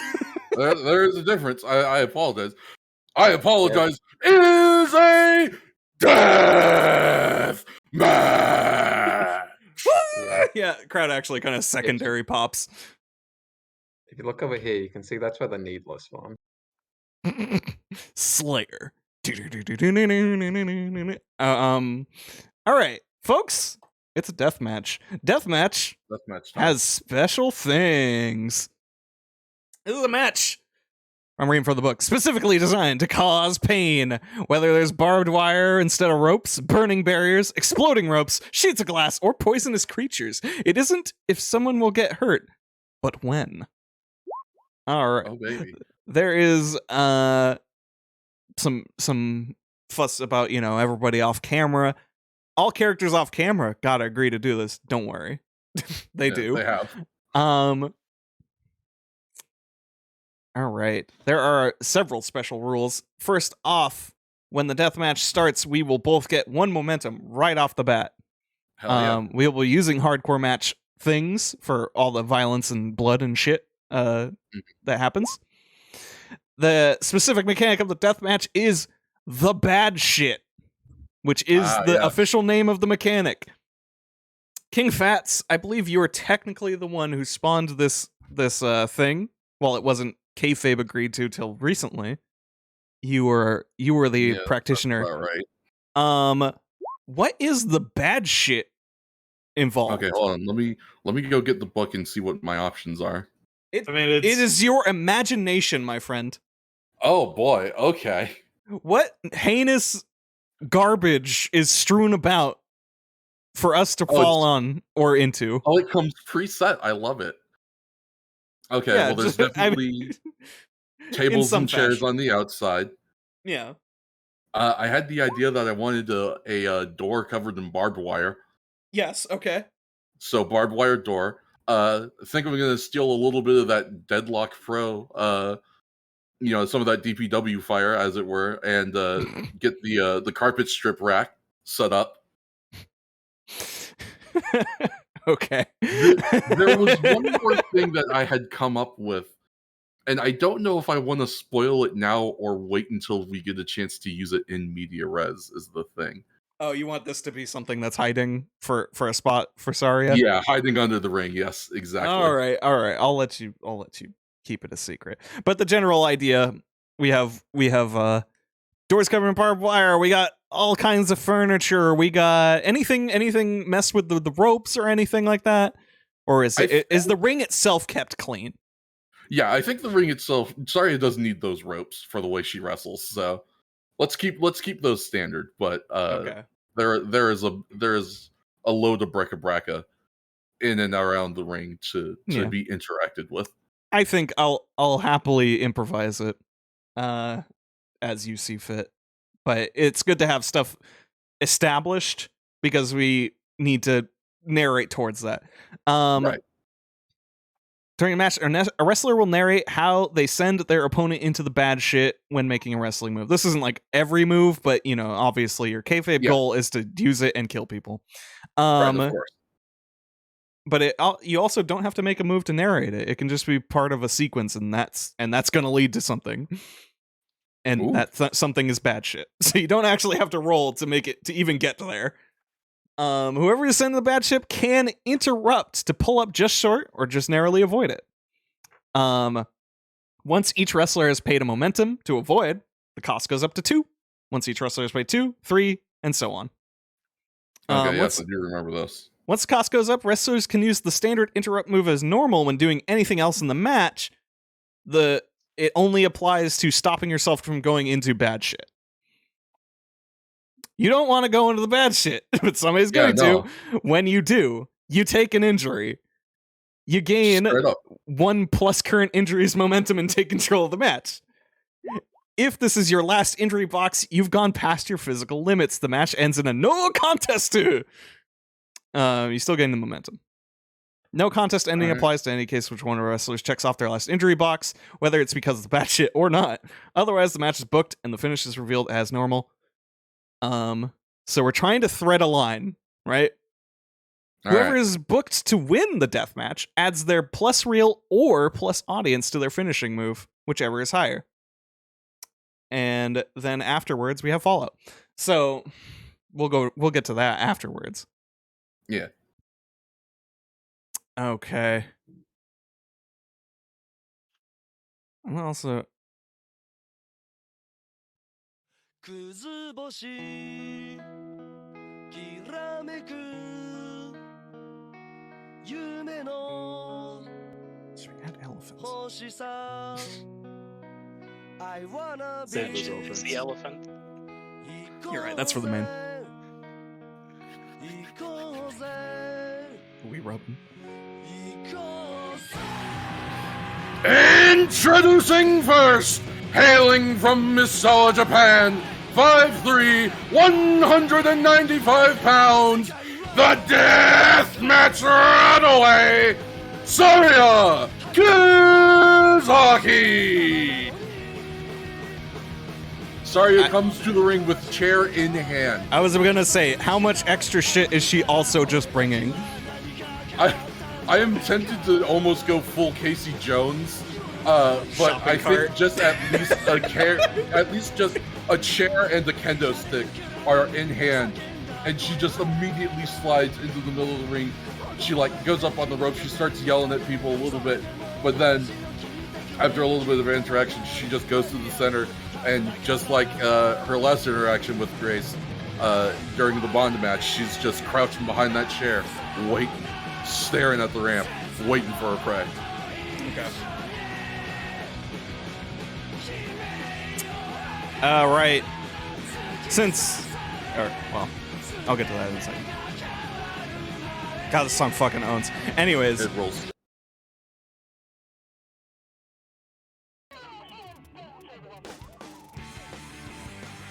Before you say anything, Grace appears.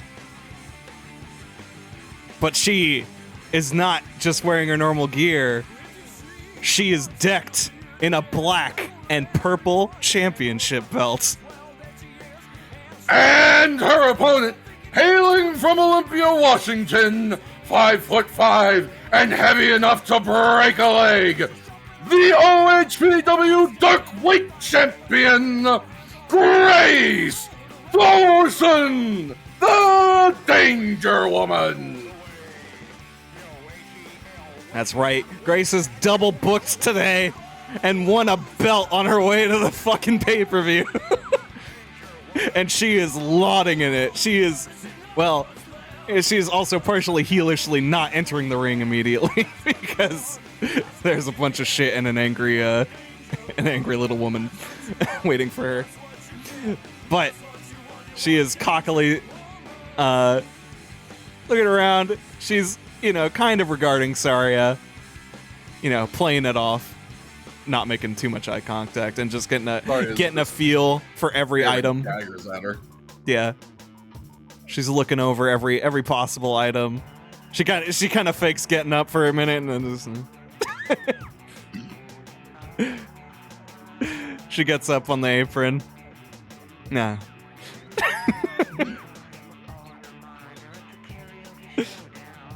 Gets up Yeah, again. where he gets, we got time. Nah, alright. She goes over to this corner.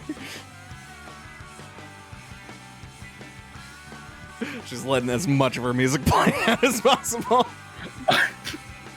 Getting all the monetization gone. Not like I used to. Fair enough. Alright. I'm very tempted to have Saria just go after her, but I won't. Alright, well, two points of business. First Yeah. off, I need to pop out this my character sheet. So this is my character, ladies and gentlemen. I'm playing. Wild. And thus I have to forgo creative to public opinion and whoever wants to be on commentary today for this one. Who's got it? Okay. When I took commentary before, there was a request for me to play characters that don't exist in this world. Yes. Because this is a charity stream, I guess I will take requests. And because this is a charity stream and I enjoy your presence, I will allow it. I can give you a wacky inflatable arm flying too, man.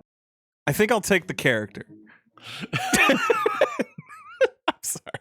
I'll even allow a pause for anybody in like the stream audience to just shout out a name, and we'll see what can happen. Do we have requests? Does anybody want some greatest hits? Tutter the mouse. I'm personally very, very fond of both Bananaramowitz and Gibnaf. From Bonerton. Yeah, the Boner Baron is here. Absolutely.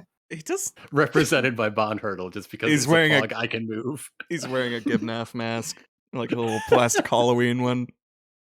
Man, that guy, now I think about it, that guy really sounds like Gibnaf. West from the past. Yeah. It is very nice to acknowledge. Okay. Well, we have commentary. Pio is our main commentator and creative for this match. He is ruling the booking decisions. All right. Well, both of us gain a momentum for being in a death match. Let's kick that off right quick. And who's starting? Who's starting narratively? As the veteran and the heel goes to Grace. Hell yeah, brother, let's go.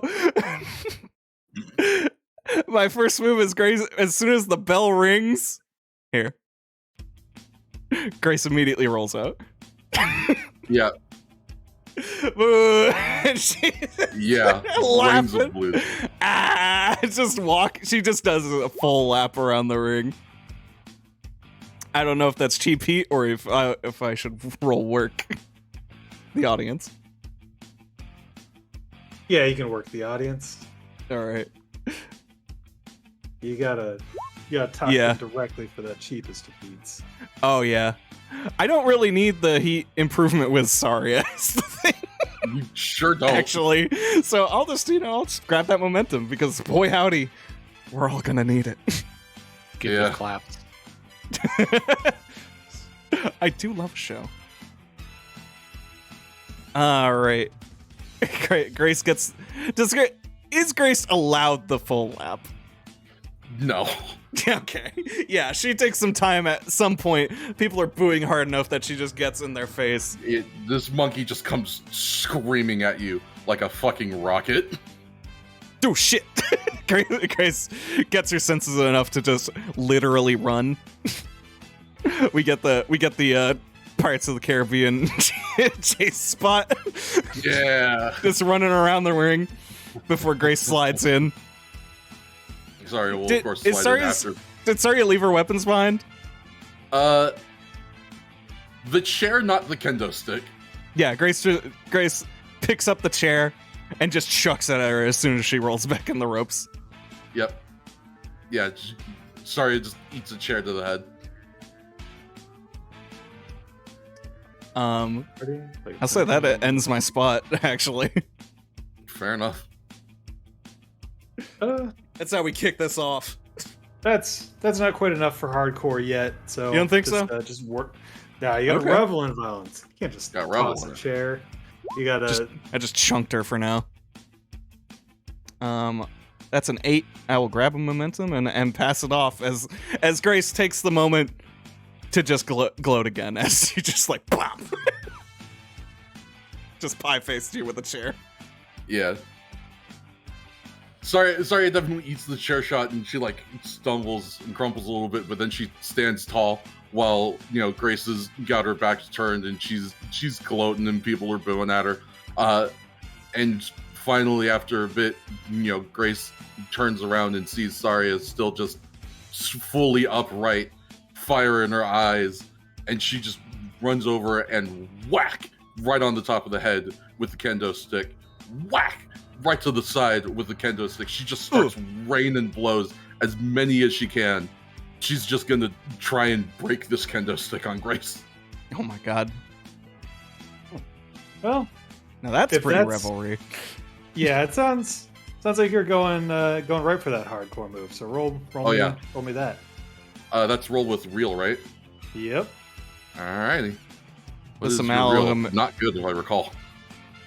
This is in fact not, but here's hoping this doesn't go bad. I would think yours would be better than most. You would, right? But Jesus. Oh, good heavens. That's a 4. Yeah, that's a 4.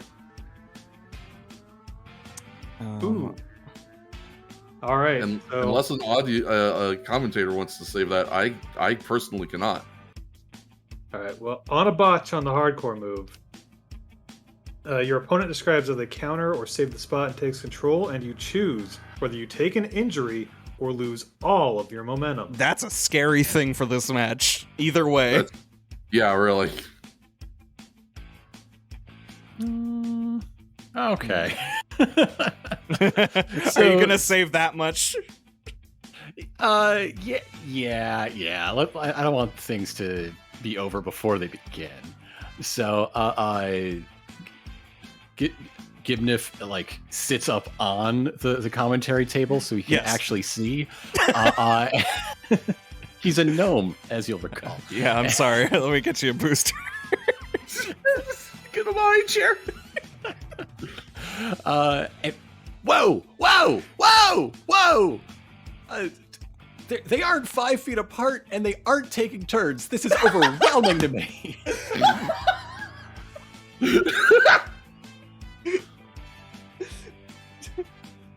Oh my god, was that an encounter? I think she blew it daily. Right out the gate. My god, really opened the gate of battle on her. So that bumps it up to at least a 7 to 8, right? Yeah. Yeah, that bumps it up out of the botch zone. So you All right. are out in... of the botch. Thank God. I will go ahead and that will gain me a momentum, and I get to pick one between someone gets injured, I gain a heat with my opponent, or they gain a heat with me. I will go ahead and get to my 4th heat with Grace, which will get me. Oh yeah, audience. you weren't there yet. I Well, wasn't we'll quite get there, you but I am if now. if you still have it by the end of the match. You will. Oh, sure. At Proc's end of the match. Awesome, perfect. And then I believe momentum goes, or narrative goes back to you, right? Yep, Grace is back in the driver's seat, having been walloped with a kendo stick. All right. Yeah, she's like, oh fuck. All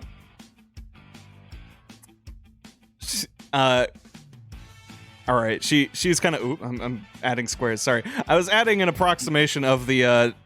I'm not just saying it's tables. I'm saying this is all manner of furniture stacked on each other. Wonder. Yeah, This is a level beyond just having a table outside. This is just tables and chairs and whatever you could stack on each other. And then there's the barbed wire door. This is a situation. Yeah, that's a situation. There will be a barbed wire door, and if somebody wants to draw some those nail strips from doors. Yeah, the carpet strips. Yeah, carpet strips. All right, Grace kind of brought down to a knee as she is assailed by a kendo sticks on her head. is just kind of she's just trying to cover up after like the first one basically almost snapped in half on her head in the first place. She's bringing an arm up. She's trying to weather the storm. Kind of selling a little groggy. What's Saria doing with her remaining kendo stick?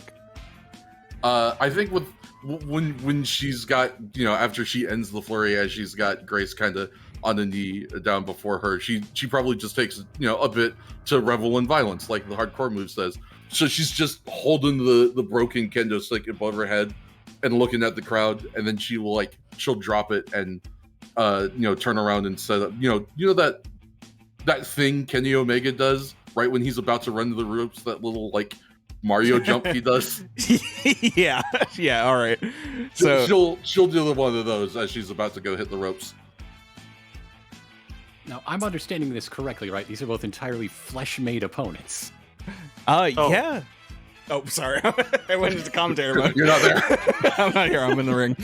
They're not just flesh-made. They're pro wrestlers. They're a different breed. Oh, okay. Elves, I see. Wrestler elves. No. Grace, Oh, Gibnaf, you would know Grace actually holds the Empire Federation, the Empire Fighting Federation Championship belt. Yeah. That is the Dragon Empire. Setting. I don't care. Oh, damn it. Right. Sorry, you're 4E. Shit. Curses.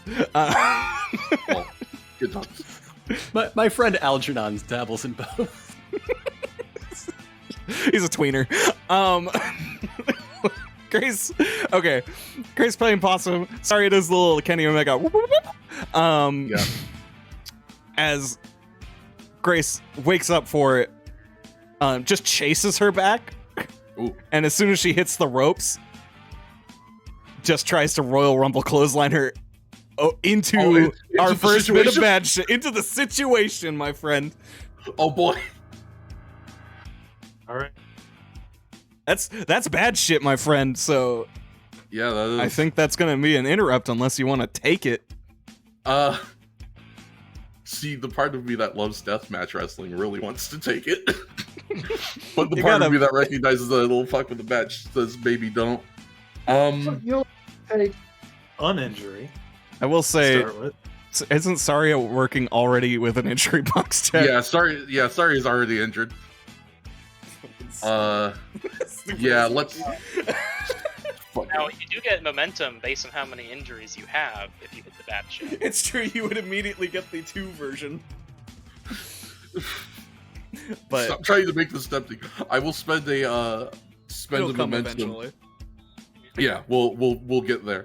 I will definitely spend the momentum to interrupt, and Saria working on a slightly higher level this time. She's finally got some blood, oxygen, and adrenaline to her brain, so it's actually functioning for once. She notices Grace as she hits the turn, and she just drops down for a toe hold. That's how you know she's a good wrestler. Yeah, that's how you know she's a good wrestler. Drapes Grace over the middle rope, and she's gonna go hit the other far rope and hit Grace with the area code kick. Oh my god! You may pick your favorite area code. I'm gonna choose 69. Don't know about that one. I don't remember Olympia's, so I can't say. Well, but yeah, she will just do the classic tiger feint kick to Grace on the ropes. Yeah, let's let the sequence go a little longer. She'll hit the tiger feint kick, and what can I do to get Grace good and stunned so I can get my plunder from under the ring? I mean, she took a tiger feint kick. She's back bumped and she's like a turtle. Oh, well, if she's already like a turtle after eating this tiger feint kick, then Saria's just going to run over and hit a standing shooting star press. Yeah, perfect. All right. We got to get the flippy shit in. Exactly. That's a pretty big move. I think this might be. I don't know. That's pretty crazy to not have it be a punctuation mark. Yeah, no, that's for sure. So give me a roll plus work. Well, yeah. You know what? Doing a stand shooting star is very athletic. I'm gonna have you give me a body on that one, actually. Okay. Now, does rolling injured affects your body, or was that just a clown thing? Or? That's a clown. Yeah, just clown. Okay, cool. So then I will roll plus body on that. Yeet. That was a 7 to 9. All right. Do you want momentum or do you want control? I want control because I did say I had the little thing under the ring I want to go use. Yeah, now Grace has really got the wind out of her. Yeah, if I was in their position, I would be taking a second win right now, but they just keep going at it. So Saria hits the shooting star. People think she's going to go for a pin, but instead she goes and she slides out of the ring. And she goes under the apron and she's digging around, and people are like, "What she's looking for down there? What's she trying to get?" And she creeps up with an evil smile and holds up a bag, and she makes sure that hard cam gets a good view of it. And on the bag it says Hell Pouch. And she slides a bag into the that says ring. Hell Pouch. She opens up the Hell Pouch, and I'll try to draw a good our fourth bad shit. To round it out, I've drawn throughout the tree now. Draw a little shape here in like this corner. We might actually move that out a little farther, so it's not quite so close to the ropes. She will dump out the contents of the Hell Pouch, which include that like those kind of powderized little glass shards that Jon Moxley and Kenny Omega used in their hardcore match, thumbtacks, okay, Lego bricks, oh shit, and polyhedral dice. It's everything, folks. It's fucking everything, baby. I learned about the Hell Pouch from my personal injury lawyer. He's a lawyer that dishes a lot of personal injuries. And decide which gimmick to use. They said all of them. Eat the hell! Eat the hell!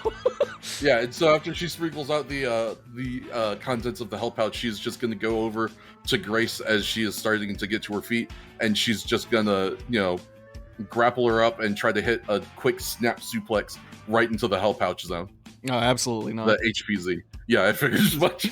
All right, well, we're gonna now bump up the tier as I spend my momentum to interrupt bad shit. It now costs 2. Thank you, Minnie, for the $20. If Grace wins, we wire. Yeah, we're getting EC dub for sure. Yeah, no, Grace got the wherewithal to be like, fuck that. Just straight stick the leg, interrupt the suplex momentum. All right, the price has gone up for both competitors. Yes. Grace with a blocks of momentum and then surprising just snap ferocity. Instead of like countering into another suplex, just whips around to turn it into a neck breaker. Oh wow! To gain the separation. The ring intelligence. She's she is feeling enough that is now a problem in her mind. She lays in some stomps around, gingerly not going into the hell zone. The HPZ. The HPZ. And then actively dragging Saria away from Hell Zone, back to her own broken kendo stick. Oh no! As Grace grabs Saria by the hair and grabs the broken kendo stick and just starts digging that shit into her forehead. Oh yeah! Yeah, roll me hardcore. My reel is not actually that great. I was hoping to get another advance before now. Let's see it. Let the blood flow. I believe in you. I don't. Ooh. I can't believe we both botched on it. Yeah, well, The dice are not being kind to this match. let me see here. I'm gonna. Don't you keep your swords sharp around here? This is amateur hour. I'm working on it. I'll spend the 2 and get 1 back. Net loss of 1 to make sure that that doesn't kill you. I'm just gonna generate heat, even though I don't need to. Fair enough. Because I'm not looking to stealth injure you currently. Yeah, let's. All right. We're gonna get injured enough in this match. Yeah, for sure. I guess I pass off control. All right. Yeah. Sorry, you dig the kendo stick into Saria's forehead. She starts bleeding. She starts hitting like palm strikes to the gut to get you to let off. And give her time to gig. Yeah. It's not that sharp. It's like straw. Don't worry about it. Well, it's bamboo. You're right. I'm sorry. It's kayfabe. Yeah, you're right. Wink, it's bamboo. Not gimmick to break on 1 hit. Yeah, Zaria will roll out of the ring. See, the problem is Grace isn't the chasey kind. She'd stay in the ring and showboat. I have narrative control. Fuck it. Grace will. She can do that and then pursue. Yeah, exactly. So yeah, Grace will showboat the crowd a little bit, holding the broken kendo stick, and then she'll drop it and start heading out to grab Saria. And Saria, seeing Grace as she is about to head out, she will just kind of like hop onto the apron and like hit one of those Ray Phoenix style like jumping like back sobots right into the face as Grace is sticking her head between the top and middle rope to try and grab Saria. That will stagger. Yeah, that'll stagger Grace back into the ring, and so Saria from the outside will just hit the ropes, missile drop kick, kip up, and she's going to throw. Let's see, just drop kick. Grace will hit the back. She's gonna kip up and just put. I think she's gonna put Grace in the double leg grab. Actually, whoa. Just a little insult and injury. She's just gonna squat down and try to stretch out those legs. All right. I think I am willing to to stop it there, unless Pio wants more. Okay, give me some work. I don't know. Yeah. I would argue heat. That is That's great. fine. One of We'll Grace's argue. SIGs. Yeah, that is one of Grace's things, and she is explicitly using it against her. All right, yeah. I mean, if it was the single leg, it would be obvious. I guess that's fair. She does the bust a crab. That's an 8. Anyway, that is an 8. I will take that momentum. I'm gonna need it. Yeah. And hand off narrative control. Grace is like, but she's still. It's early enough where she can firmly be in it. Her legs alone got. It's listen, my segment's next. I can bring us over a little bit. I'll take the hit to my own broadcast. Her legs alone are actually pretty significant size compared to Saria's own arms. Yeah, I bet. Saria's a tiny creature. She's very small. And Grace has muscles. She works out of the crab with her leg strength alone and like enough to shove Saria just to be like, woo, stop just short of the hell pile. Yeah. I have a cool spot, but you might just interrupt it. Yes, do it. Try to spear me so I can interrupt it and Hurricane Run to you. It's funnier. It's not what I was intending. Do it.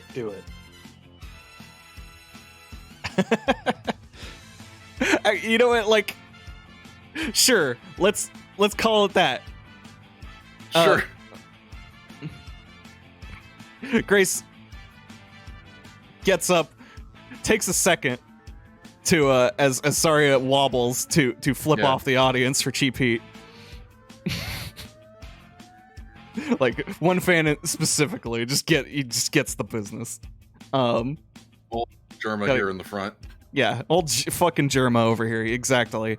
And then goes Whenever for the. this happens, I got a friend who usually covers my eyes. I don't know about this.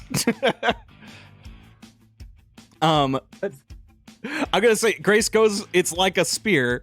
If you're going to interrupt, I know exactly how. Yeah, I will go ahead and I guess I would still have to spend the 2 for this, huh? If you are going to spend the 2 to interrupt, I can tell you. Yeah, I will spend the 2. A suggestion is she just straight leapfrogs it. Oh hell yes! And Grace has the wherewithal to at least stop, like, teetering on the edge. It is so tempting. And then you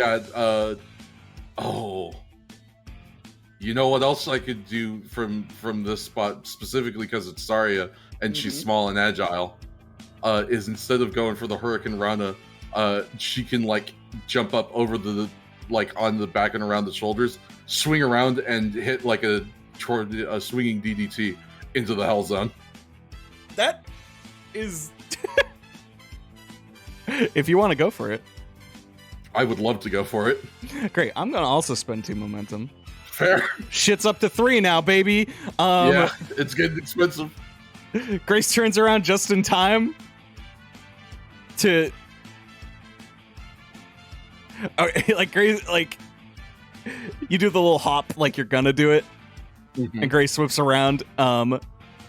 She, like, catches you by the arm. Kind of Irish whip reversal. Kind of like sort of like an inverse ripcord as she pulls your arm in, spinning you into a blue thunder bomb into the Hell Zone. Yeah, I do not have the momentum to counter this. Fuck yeah! Get me, fam. The spot is used. Holy shit! So I am gonna have you roll work to hit this, but and then the bad shit, yeah. And then the bad shit. Well, work's a great stat for me, so I'll take that momentum. All right. Gonna need Saria, take an injury. I have taken Gain an momentum injury. Equal to the amount of injuries you have plus 1. That's I currently have 2 injuries, so There you get 3. Boom. And you have control Huzzah. of the match. I also get an extra heat with Grace. Not that it matters. Yeah. Grace gets enough periphery Hellzone bits in her own ass as she does this move to force her to roll back. Yeah, like, for sure. Yeah, Saria has to roll out immediately as well. Dust herself off of shrapnel. Bad shit. I don't think there's anything that says it's out of play once it's used, but No, I think I mean, bad shit as a concept persists forever. yeah, that's fair. It's not a one-time thing. It's there until the end. Just saying, we got 4 objects. Yeah. Yeah, we got other stuff. I'm trying to think of what what's this over here? That's those are the carpet strips. That's the carpet strips. Yeah, all right. Barbed So wire we've got door. the situation, barbed wire door, and the carpet strips. Yeah. I don't want to have none of these. Listen, I need at least one more of these Chekhov's guns to go off. I've got the spot. I've got the fucking spot. I feel we are kind of building towards the end. Yeah, no, very fair. So Saria's just gonna. She's, the kind of wrestler, as you might imagine, being called the Deathmatch Queen, who is fueled by pain, not deterred by it. So she runs over to Grace with a fire, kind of bends her down and just does the kind of spin throw thing, like she's trying to get Grace out of the ring. But Grace, wherewithal Jones as she is able to catch the rope. So instead of going completely to the outside, where the situation is, she instead just stays on the ring apron. And Saria, using her speed, she runs over. She gets up onto the top turnbuckle. She does that kind of slow rise, where they bring the hands up and everything.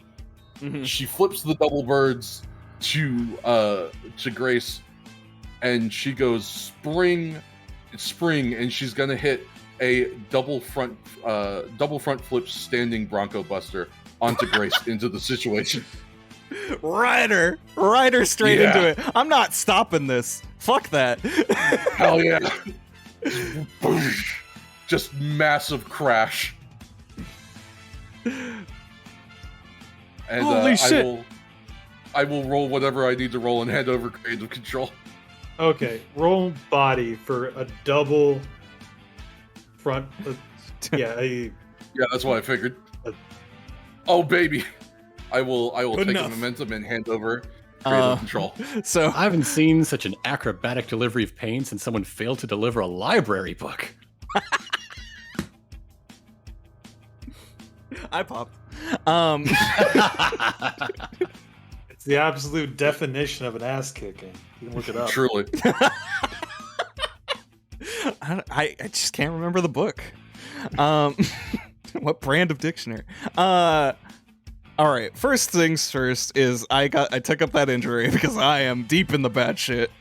It's a situation. It caves in around Grace. Grace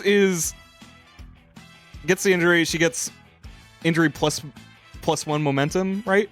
Yes. Yeah. And takes control. First off, before we get into my narrative, I'm rolling put him over.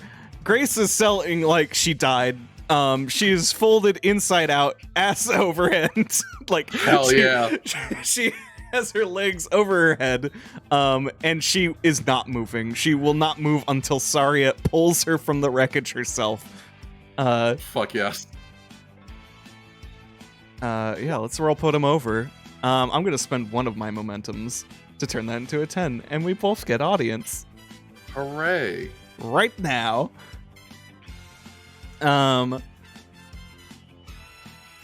It is the true picture of this spot. Of a car wreck, yeah.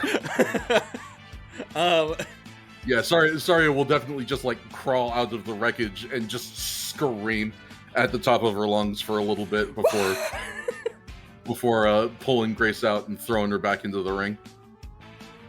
Oh, she has to sort of sell that she isn't getting in the bad shit. That she isn't rolling through the remains of Hell's End. Yeah. And sorry, we'll hop back in as well. All right, Grace is still like, ugh. Like she's like doing the thing, she's trembling, and then she falls again. She is just wriggling to the ropes to get herself back.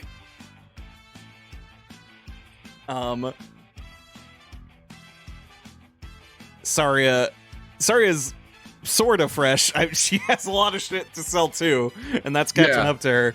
So they both kind of have this moment where they want to fight, but they physically are impaired.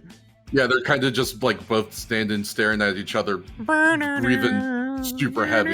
Yeah, exactly. Take their Metamucil. But Grace is somehow took the opportunity to gig in the pile. Nice. While she was bent over herself. You know, there's enough shit falling down, whatever. She just kind of like, just a small one on her forehead. Self-cranial damage. Not even forehead, like temple. Oh, nice. Yeah, she's a pro. Of course. She is crawling up and staring down Saria as they both kind of stagger up and just smiling. Mm-hmm. There is a flash of the Danger Woman that people used to love. There is a flash of acceptance. Hell yeah. Come chase the glory days, Grace. And she staggers on her own 2 feet, not supported by the ropes. Draws in, like, just just staggering forward, not even going for lockups, not even going for a punch. Just forehead to forehead with Saria. She has to bend over a little. And just brings in the strike exchange. Yes! The fucking middle of the ring, trading big-ass forearms. Roll plus heat. I'm going to say that... Oh, sorry, that's not the spot. No. It's starting with forearms. It's going, we got chops, we got forearms, we got just... They're just each of them letting each other take it. Yeah. Before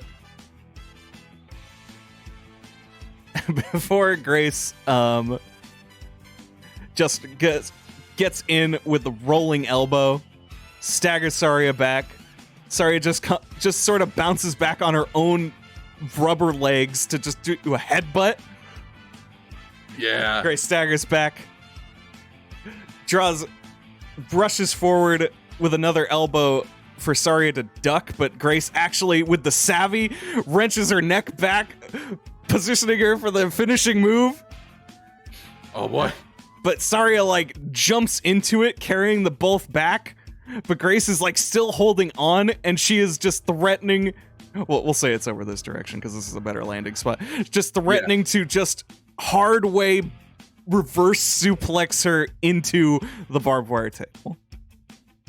I do have the momentum. I will go ahead and interrupt this. Okay. That's one, two, Saria is just vertical. As Saria is vertical, taking a page out of who she once thought was an enemy, but could perhaps be an ally. The book of one Courtney Fester. Saria, she's kicking her legs and she's struggling a bit, and then she just takes a hand and she places it firm on top of Grace's head and gets a good hard grip, wriggles free of the other arm, and then swings around, and she's gonna hit the 3-ring circuit. And she's gonna just hurricane run a Grace straight back into the middle of the ring. Oh, going for the ring. Yeah. The inversion. I figure it's about time we wrap this up. Maybe so. All right. What you want me to roll on that one there, Pio? I figure hitting the 3-ring off of Courtney is a pretty good dice roll moment. Yeah, it's a shame I can't have you roll heat with Courtney for it, but that'd be so funny. It's an insane athletic maneuver, so I'm gonna have you could do body off of it. Hell yeah. Yeah. Oh baby. Oh baby. If only it was a 12. Well, we already had it. Wrestling. Yeah, it's true. Nobody can upstage Maze. Yeah, Maze is now reset. With the strength of a bull, and I know what I'm talking about when I say that. Strength of some kind of bull with a lobster claw? I don't know why this imagery is springing to mind. Okay, I will gain the momentum. I get to retain control. It makes it stronger, though. Finish. All right, who's going over, Pio? It is Saria. I had an idea for a spot that I wanted to do, but it takes too much setup. So I think I know how I'm going to go ahead and end this. Grace will hit the center of the ring, flat on her back. She'll get up onto her butt. Saria is just gonna run over and hit, one of those sitting blockbusters on Grace, and that seems like it is just about it. Grace seems like she's a roundabout out. Saria is just gonna yell into the sky, drape the thumb across the neck. But we're doing something different this time. She picks up Grace. She throws Grace over to the ropes. Grace, again, she's a veteran, so she's smart enough then to go to the outside. So she hits she grabs the ropes, but that's exactly what Saria wants. She runs over, oof, oof, oof, oof, stiff strikes right to the jaw just to get Grace out of there. and she lifts her up, pulls her, along her legs and feet so that her feet are on the ropes, kind of like if she were to hit a swinging neck breaker. She gets the arm around the head, but then she reaches way out. She grabs a foot. She brings it up behind the knee, like if you were to do a figure 4, and holding, with the arm captured, the foot captured, lifts her up, big vertical suplex style, and she's going to stagger her back into the middle of the ring and hit her finisher, her special deathmatch finisher, the Dia de los Muertos, a huge brain buster. Biggest. Most The brainiest of busters. Yes. Brainiest. The biggest, the brainiest buster. I roll it now. Please don't fail me. Oh no. It's a good thing that I'm holding on to 3 momentum. I will spend at least 2 of it.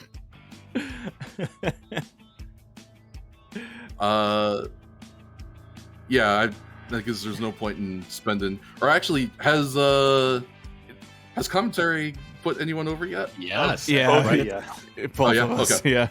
All right, fair enough. Then yeah, I will spend the 2 to get that over. I got you something for the stand up for the assault. Okay, hit me with it. Killing the business a little, but for the purposes of this, it's a fighting spirit moment. Takes that brain buster, immediately pops to her feet. as you're turning around to go for the pin, she just shoves herself upwards onto her feet and you upwards onto your feet. And it's just like in your face a little, like dead on her feet, in your face, getting her own blood on you. Hell yeah! And reaches down to grab the chair and hands it to you. Yeah, Saria will gladly take the chair. She will hit her and over. Okay, sorry. Hands the chair, and while I'm calling spots, please. Gives you a chance to step back, and just kind of falls prone, like barely able to hold herself on her knees. Oh, so kind. You're setting it up for me. Just so it's fully clear here. Yeah, Saria will just put the chair right on top of Grace's back, head over to the top turnbuckle, and go hit that decapitator. The double stomp to the back of the head. See, you and me, we've got the same brain. 2 finishers.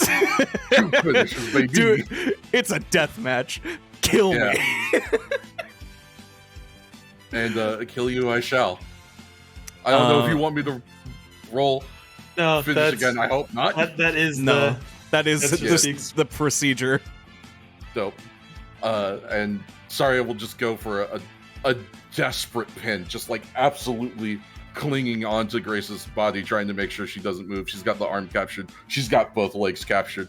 Highest stack that she can possibly get. 1, 2, 3. 3. Ring that bell. It's over, folks. Saria, you're winner. I will wait for the music before I fuck do did my it go? duty. There we go. I'm skipping. Ladies and gentlemen, your Saria Kizaki! Well, thank you for joining me here on commentary for this momentum occasion, Mr. Gibnath. Oh yeah, it's great to be here. Anyway, I've got to go and write some fan fiction about what the other 10 levels of my life would have looked like if we ever played them. Bye! Hasn't been written yet? Wow, epic. Sure, I would have thought somebody would have by now. It's only been 12 years! Oh, I hate that you reminded me of the passage of time. It was a delight, though. Grace is fucking dead. Grace is a corpse under a chair. She somehow got back under it. Like, I'm almost tempted to ask him to put him over one more time. I don't think there's a limit, technically. Technically, I suppose it's just the risk that if you don't, like... Buddy? On a 7 to 9, somebody loses an audience, so... It's my best stat. Fuck it, you got momentum. And I got momentum. Yeah, and you've got momentum. And I didn't know, and I don't need either of it.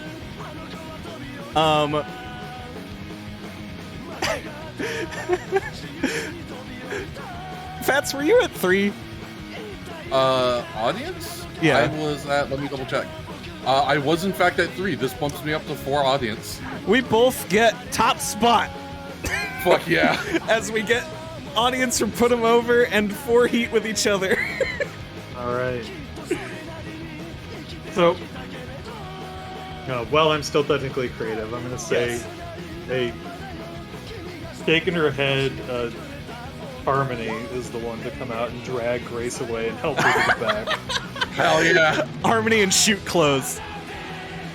Yeah, she hops the barricade to do it. She's just in the crowd. Oh, yeah! People are going nuts. Alright.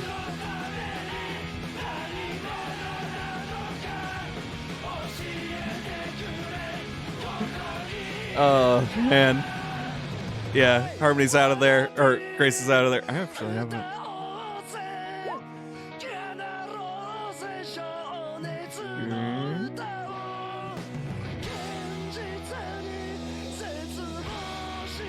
Sorry, 1 second. Hard facing is for chumps. Down your, Now we got 2 Harmony title pod. matches. Hell yeah, brother. Oh, well. I thought I had a Harmony in here. I do, but I can't find it, so I'm not going to bother anymore. It's a very old Harmony anyway. It is. It's still got the... Well, it doesn't have the right head. All right. We got to clean this shit up. Yeah, really. Which gives us time... Which not necessarily gives us time, but gives me an excuse to stop this music. For one more interview. Bond Hurdle. Get yourself in here.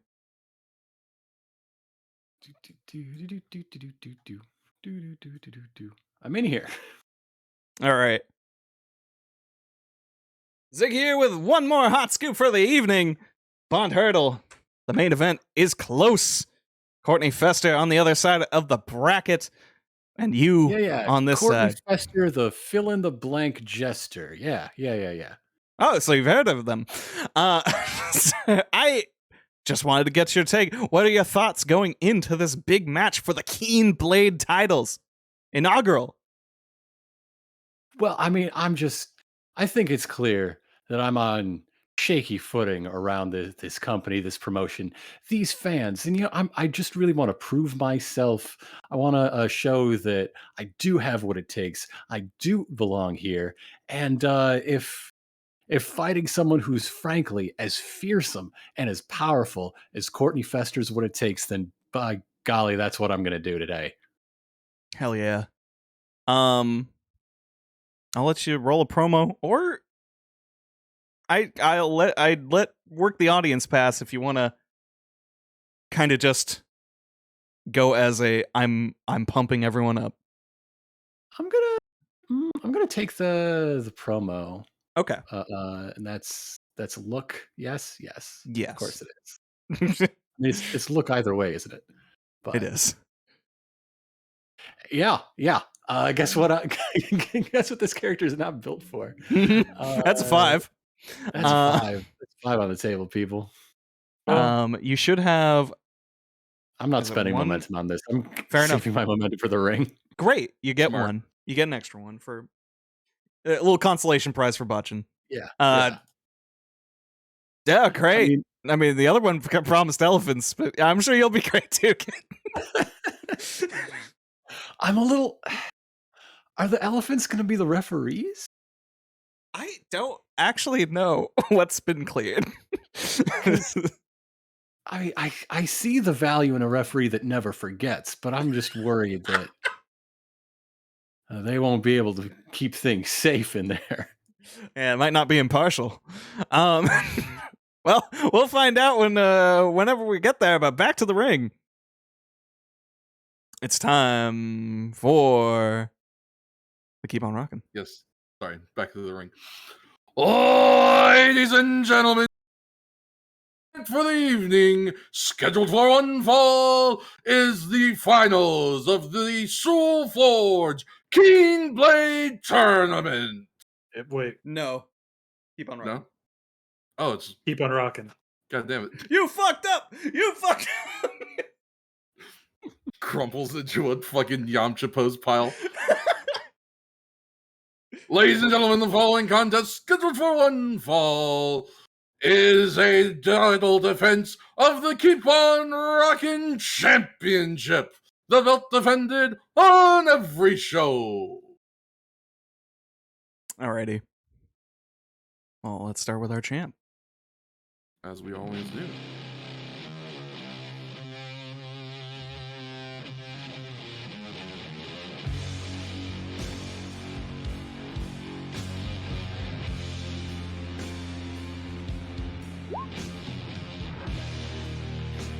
Introducing first the champion, being escorted to the ring by Henry H. Harrington from Bigfoot, Texas, 6'2", 220 pounds, the Maid. Accompanied by Henry H. Harrington, it looks like. Absolutely. Excellent. Excellent. Maze coming to the ring. Hey, I'm actually going to break Shakespeare. I'm going to go back to commentary. Maze coming to the ring. 3 defenses in her title reign. If she wins tonight, she will join a historic club occupied by Panic Attack KILN, the King of Murder, and the legendary Forgotten as a 4 defense champion. Maze is coming in from the entrance very slow and menacing and stalking her way towards the ring. Looks towards the crowd, towards one side, just shakes her head slowly, looks towards the other side of the crowd. Doesn't seem particularly impressed by the showing tonight. And then we'll make her way up towards the ring and just make an ominously over-the-top show of cracking her knuckles and stretching her back and just getting ready for an all-out brawl. Alright. Henry, how you living? Who will be her opponent? Yeah, Henry is ecstatic.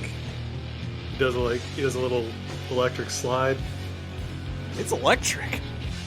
Boogie, boogie, boogie. Alright. But yes, it's time to find out the opponent.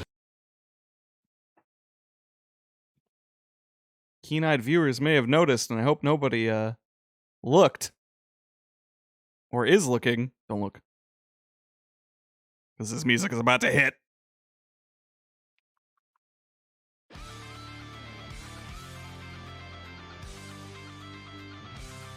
An actual bit of pyrotechnics go off. It's sparklers, but don't worry about it. Yeah. It's still more impressive than what we've had so far, as emerging from the sparks is a face familiar to the main roster SEWL fans.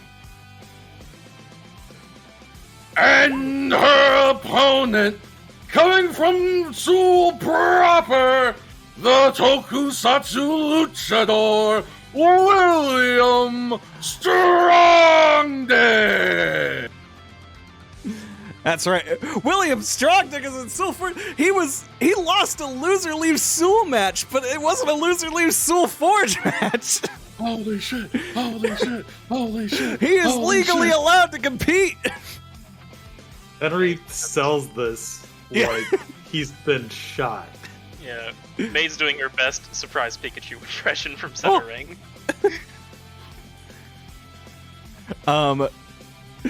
William Strongdick jumps up to the ring apron like he's gonna go in, and then just fucking acai moonsaults onto Henry Harrington to kick off the show. Yeah, the ref just like going, oh fuck, oh shit. He just rings the bell because the violence has begun, and William Strongdick is picking up Henry's body and just shoving him into the crowd stands. Before, giving him one more shot before trying to enter the ring, which leaves Maze in narrative control and has a nice big opening. Who is commentating, by the way? I've already done it, so it cannot be me. I mean, this is true. Unless you're okay technically, with it. even though Grant did it twice. If nobody's fine. fixing, I'd like to have most everybody do it, but it's okay. I understand. King Fats is your boy. Oh. Or was I it deer? can do it a go if you would like.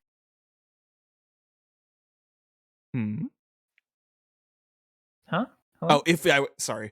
I thought you were continuing a sentence. If I would like. I would like, dear. Okay, then I shall. Let's vary it up. Who are you? I'm gonna say not Courtney Fester. I'm gonna challenge you to some improv because Courtney has a match next. Yeah. They gotta more improv. How about you assign me a guy? Assign a guy at not birth. Assign character. Not that. Not Grace. What does this lady look like to you?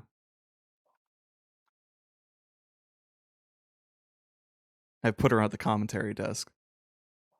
Part. I don't know who it is. This cute goth. I know who made this art. I know exactly who made this art, actually. Yeah, I think this was this was from a Panic at the Dojo game. Yeah, I can build a character around this. Yeah. Great. We'll figure it out as we go along because the bell has ring a dung dung. And it's time to go. Okay. So William Strongdick is facing the crowd currently? He's sliding back into the ring, but he spent a lot of time not facing you, so he's gonna be real open. Yeah, he charges him like a bull seeing red. Just pounced. So immediately slams forward just into him, but he manages to step to the side just in time. Gets grazed, but is able to sort of bounce off the ropes and then move past her almost like a matador. And then Nade's going to bounce off the ropes into him with a choke slam. And just slam him into the mat. You grabbed him, bounced him, and then choke slammed him? Yes. I've never seen a rope assisted choke slam. That's dope. That does in fact roll. William Strongdick, being a tokusatsu luchador, is able to bounce and bump for that shit so good, though you will still have to roll. I will say you start at default 1 heat with William Strongdick, if you want to work that up. But for now, that is... I'd say it's fair for body, but no, that's worky. He's working with you. Okay. So work? Yeah. We'll play to your weaknesses for a little bit. Alrighty. That is a That's 7. fine. Is that the gain 1 momentum and pass control? Yes, if you would like. Happily, I will start building that stockpile. Okay. I realized we never did the Fallout for the deathmatch. I'll do it after this match. Oh, true. Anyways, yeah, William Strongdick able to bump and bounce for you and make you look like $1 million without you doing anything just yet. takes a rope-assisted choke slam and kind of handsprings into, so he's face down instead of on his back. Despite the initial burst of aggression from William Strong Dick, Maze is able to it is recover capital letters. Yeah. Bro, that dick is strong. Maze is able to turn it around quite handily with that rope-assisted chokeslam. I've never seen anything like that in my life. Yeah, me neither. William Strongdick has the spirit though. That was he's a little loopy. He shakes his head. Whoa. But he hops back to his feet like a cat. Yeah, he wrestled Juggernaut. He knows a thing or two about wrestling someone bigger. He sure fucking does. Can't keep a strong dick down. That's the truth. All right. He kind of goes in with the offense. He starts throwing chops. Maze is a fucking wall. He's throwing kicks. It's enough for you to maybe flinch, but Maze is a wall, a tree, anything strong you can think of, and the dick cannot bring it down. He's wailing in. He's just trying to go rapid fire, and then he gets goozled again for another choke, pressed into the ropes.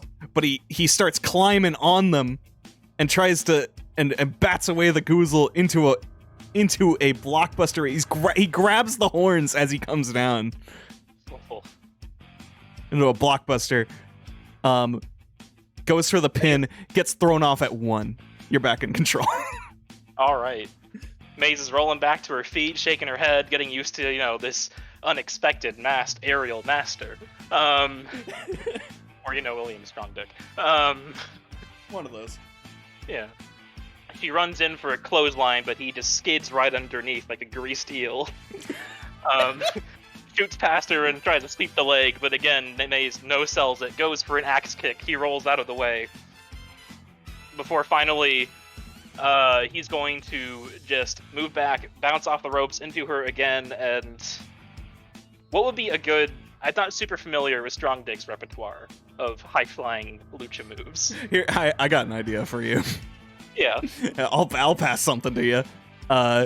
William Strongdick does a handspring, and his body hits the ropes, bouncing back his handspring, and he's trying to just jump into like a cutter or whatever, or just throw his body at you, and you just catch it and continue the momentum into a German. Hell yeah, let's go with that. Awesome. Just trying to sell the impact. There's that just big slap to the thigh to really sell the echo. For a German? Maybe. Manage that. We'll see. Whatever. Either way. William slaps his thigh. Yeah. Yeah. It's sure it collaborative. echoes. Yeah, it is collaborative. Provides the actual skill.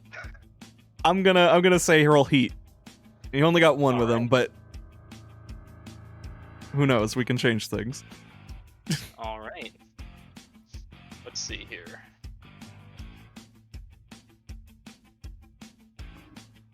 That is an 8. All right. Would you like to maintain control or take a momentum and pass it back? I'm actually going to maintain control. Okay. Because as she slams him down into the mat, he's stunned for a moment, and she gets down over him, almost as if she's going for a pin, but instead starts slowly reaching for the mask. What? Oh, boo! Yeah. Yeah, and she's not going quick for it, but she's just trying to get as much of a reaction out of the crowd as possible. I'm definitely giving you cheap heat for that. So grab another momentum, but also I want you to work the audience. I want you to really make them hate you. Get nasty. Yeah. Let's see here. It doesn't get much nasty than that. That is a 10. Oh yeah, you can spend that momentum you just got and get a heat with a strong dick. If you want, or just get another. I'll get that heat. Yeah. You're up to 2. 2. Excellent. Is this the influence of Henry, or has Maze always been this dastardly? And then, but then William Strongdick manages to land a kick against the chest and actually stagger her back away from him, like, deeply offended by this, horrible breach of etiquette. Let's see. So I think from that point, Maze would just sort of bounce a little bit, shift stance, and be like, okay. And just immediately go into like a taekwondo style, just spinning kick. As aerial as possible, just pure athleticism. And just shift from making a show of it to going as purely efficient as possible, while still making it ridiculously over the top. Okay. Are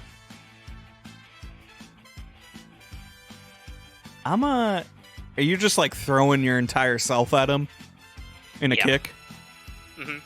I'll let you roll body on that. Of just Excellent. the fact that you're a massive, so throwing yourself even like that is a feat. Would you say this would be an athletic feat?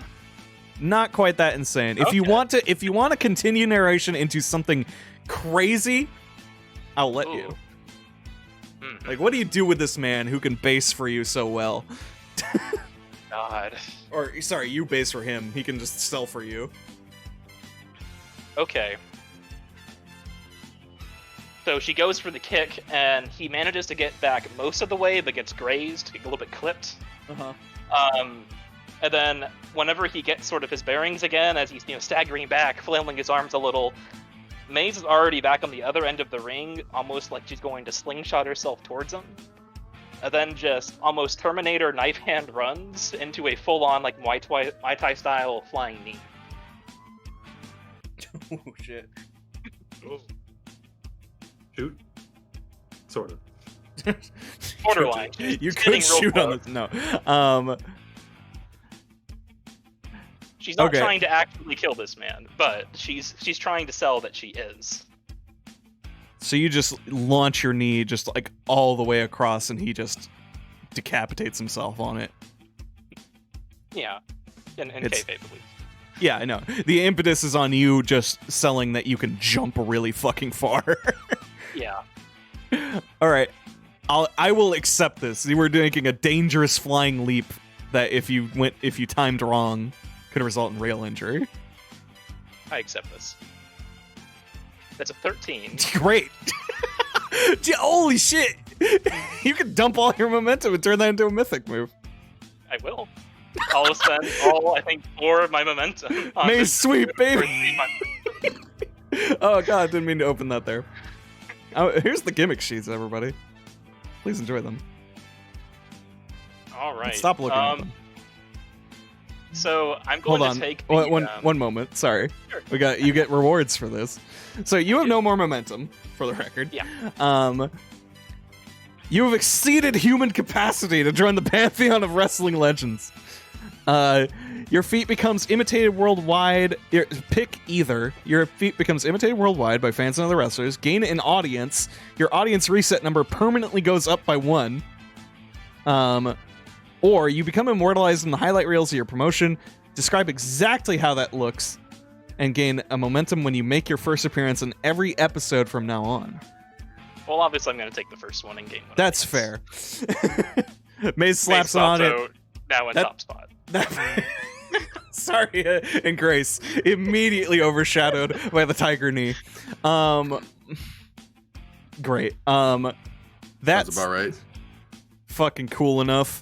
William Strongdick's been fucking run over by a knee truck. God, yeah, permanent increase. Like if a vet or somebody got that, they would just start at 3. Insane. Anyways, Oh boy. Strongdick's dead. I'm gonna say that just leads to the finish. You laid that boy out. He was good. I was thinking of doing maybe like a fancy counter, but all the flipping, whipping, dipping, and you just hit him with a log. he is laid out, completely vulnerable to whatever you want to kill him with. Okay. Ooh.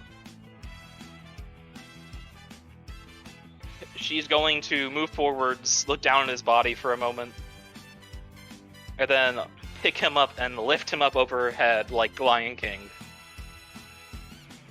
before slowly beginning to toss him back over her shoulders and go for the four-post massacre. He is just a doll to play with. Roll your finisher. Okay. I'm gonna be slightly mean, make you roll that now that you have no momentum. Yeah. It's okay. I figured that would be how this would go. I think you did pretty good so far without it. That's a 6. I mean, you still can be put over. I will say that. Yeah. Goth friend, do you have any... Are you gonna make that seem amazing? It would be funnier if I didn't. What's up, William? He just got back. Don't put him on the bench. Up to you. This is your prerogative. Give me 1 second. The fucking tension. The anticipation. Gee. Hey. I've never seen anything like that in my life! Oh my god! Strong Dick has been taken down handily by the champion Maze. That dick was not strong enough, folks! Alright.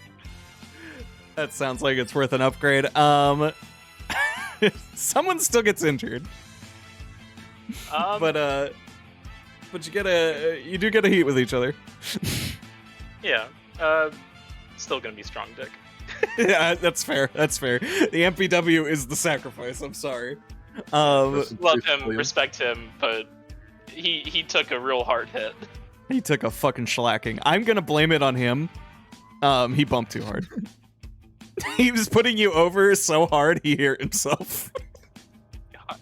It happens. He accidentally forgot to actually roll with the hip, and Maybe a little. Snapped a little too hard. Might be concussed. All right, well, that's an easy 1-2. You can literally just do cocky, foot on his chest, 1, 2, 3. Ain't nobody getting up from that. Ring-a-ding-ding.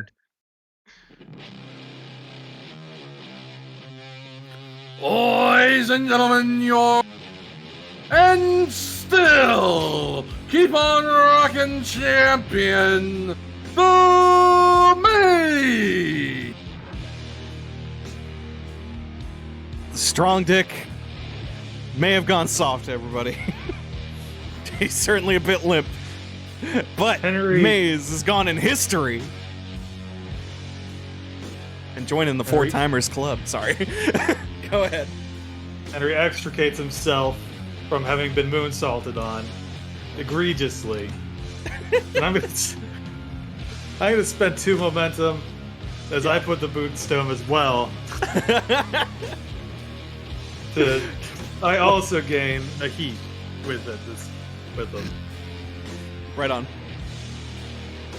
Henry pulls out a blood bag from inside his shirt, and lords it over Strong. You want this back? You will never get this back.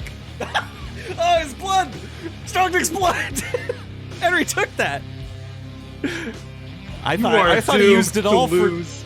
I thought he used it all for black. You're doomed to lose forever because you got no blood. That's just science there. Can't fight if you don't have blood. That's true. I mean, he did a pretty good job before. But he doesn't have blood now. Yeah. He didn't when it started. Now I know what you think. Flint wins, but he lost the big one. And now he lost this one because he's got no blood. It's You hear why me? he's so acrobatic. He's got no blood. He weighs nothing. Yeah, it's exactly. All right. We gotta clear it out. We got a main event. I'm already pushing into other time. I'm pushing into double other time. Yeah, really. Well, Zero doesn't start until 7, so riff tracks maybe. Oh right, I'm just fully in riff tracks. Sorry, never mind. Okay, Rest in peace, Rift Tracks. I might do like one game. Anyways, it's a marathon, baby. It's a marathon, baby. Okay. But yes, it is. There's been enough talk. It's time. It's time for the main event. And ladies and gentlemen, your main event, scheduled for one fall, is the grand finals of the of the Soul Forge King Play Championship. He got his cards mixed up. All right. Dome. It's hot. My AC's broken again for the fourth time this month. Cut me some slack. You just got it fixed. Yes, I know. They literally just fixed it like 2 days ago. And it's not working again because it's still leaking Freon.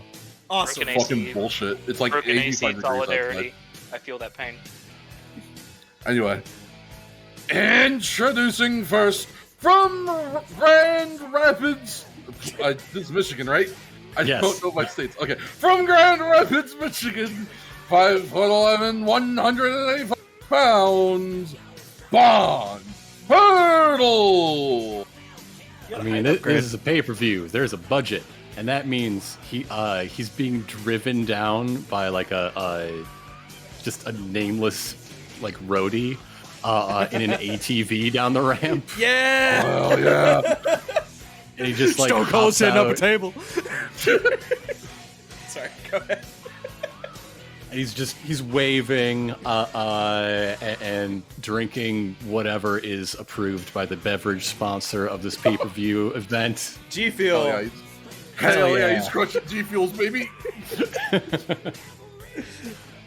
It's fuel for gamers. And he leans over and tosses it perfectly into a recycle bin because Ooh. Bond Hurdle cares about the environment. Mon Hurdle saving the turtles. Save the trees! Save the trees! Save the trees! they pop when you make it. I'll give you cheap heat.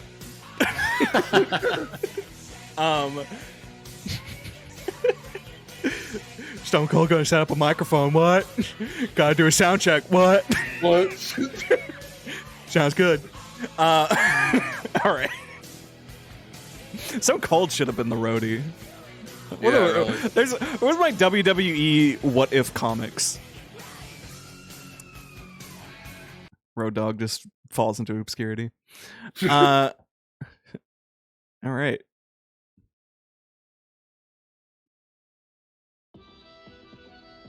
And his opponent, hailing from the Twilight Circus, 6'1", 155 pounds, Courtney Fester, the finalist jester. Is Courtney allowed to be walked in on an elephant?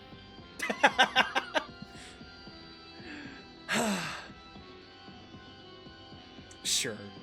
It's the pay-per-view. I was gonna be mean and say no because you picked Heat in your promo role, but fuck it. It's for the kids. It's for the kids. So Courtney is through the curtains comes It's distinctly not for the kids. I'm sorry. an elephant with Courtney riding on the back, followed by two elephant handlers and a dog who is also dressed as an elephant. And What the dog doing? I'm sorry. it's Courtney's service dog. I imagined it in real life and exclaimed. I got very excited for that dog. Yeah, the dog's looking like he's having the time of his life. He's like, I'm also gonna say the dog is cheap heat. Get a moment. yes, People popping huge for the dog. Speaking of heat, is Courtney still heel for heat purposes? No, actually, but for original purposes, it applied. Okay.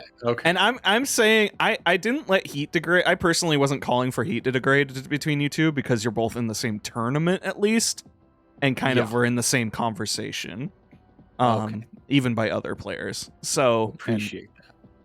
I think that puts you at 2 for Courtney. Correct. Because you had one question, and Courtney I think sits at 1. No, I'm at 3. With Bond? Oh yeah, no, I'm sorry. You got generated and you did shit. Never mind. Yeah. I've been here. I just never mind. No, I realized something that was wrong, so never mind. Go on, Courtney. And the elephant picks Courtney up with his trunk and places Courtney in the ring, where Courtney does a big flourishy bow to Bond. And when they look up, they say, well, like, to Bond. I don't know if the audience would hear it over all the noise and stuff, but maybe like Courtney will walk a bit closer and say, well, I believe we haven't seen each other since New York. It's been years, Courtney.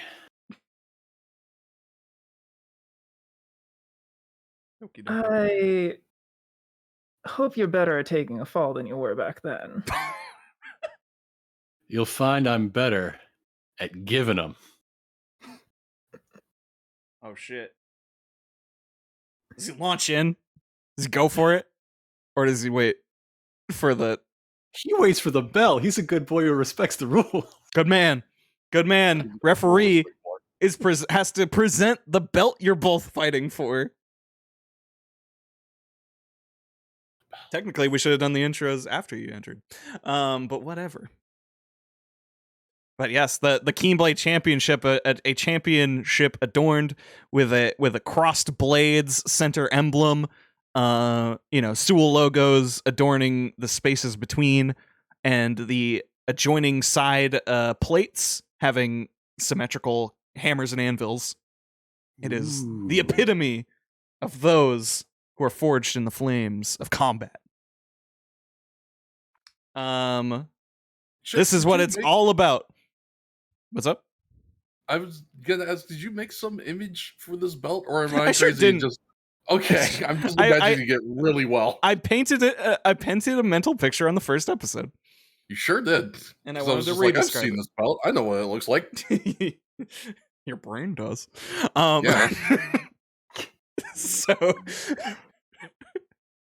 all right. Yes, the belt is presented. The referee hands it off to the timekeeper.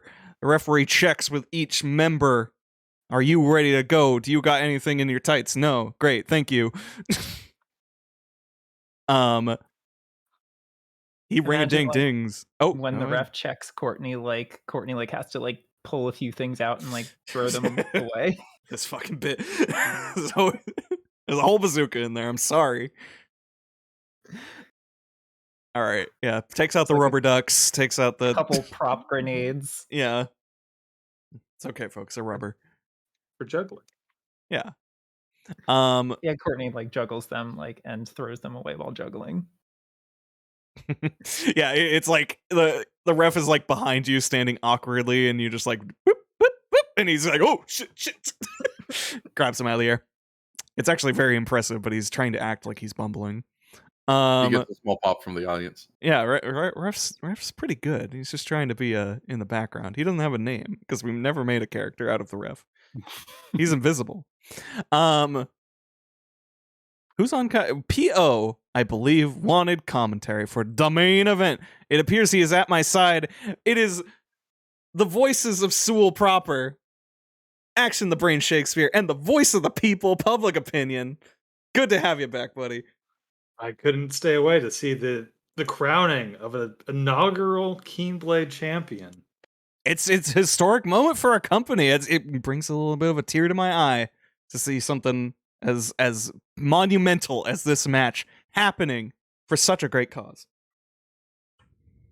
The two brightest embers we have here in the forge, but only one of them will stoke the flame of the future.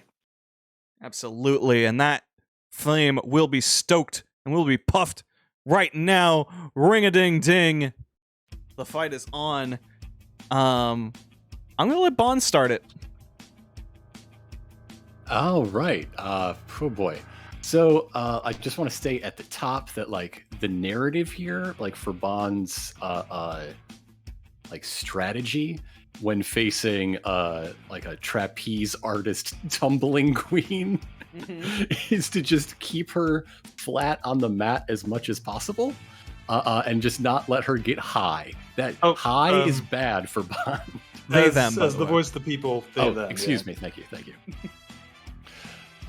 So Bond is just going to try to grab them. They slip out. This goes several times until eventually Bond grabs a wrist and like whips them into the ropes, and then on the way back, Bond just like dives low and does sort of a soccer tackle, just a kick to the ankle from below. Ooh, yeah, basement. Yeah. Saw one of those today. It's still good. All right, yeah, that'll ground you. I'll take your feet out of under you. What's the punctuation? I guess yeah. So they are on the ground together, and then it just goes from striking the ankle to holding an ankle lock.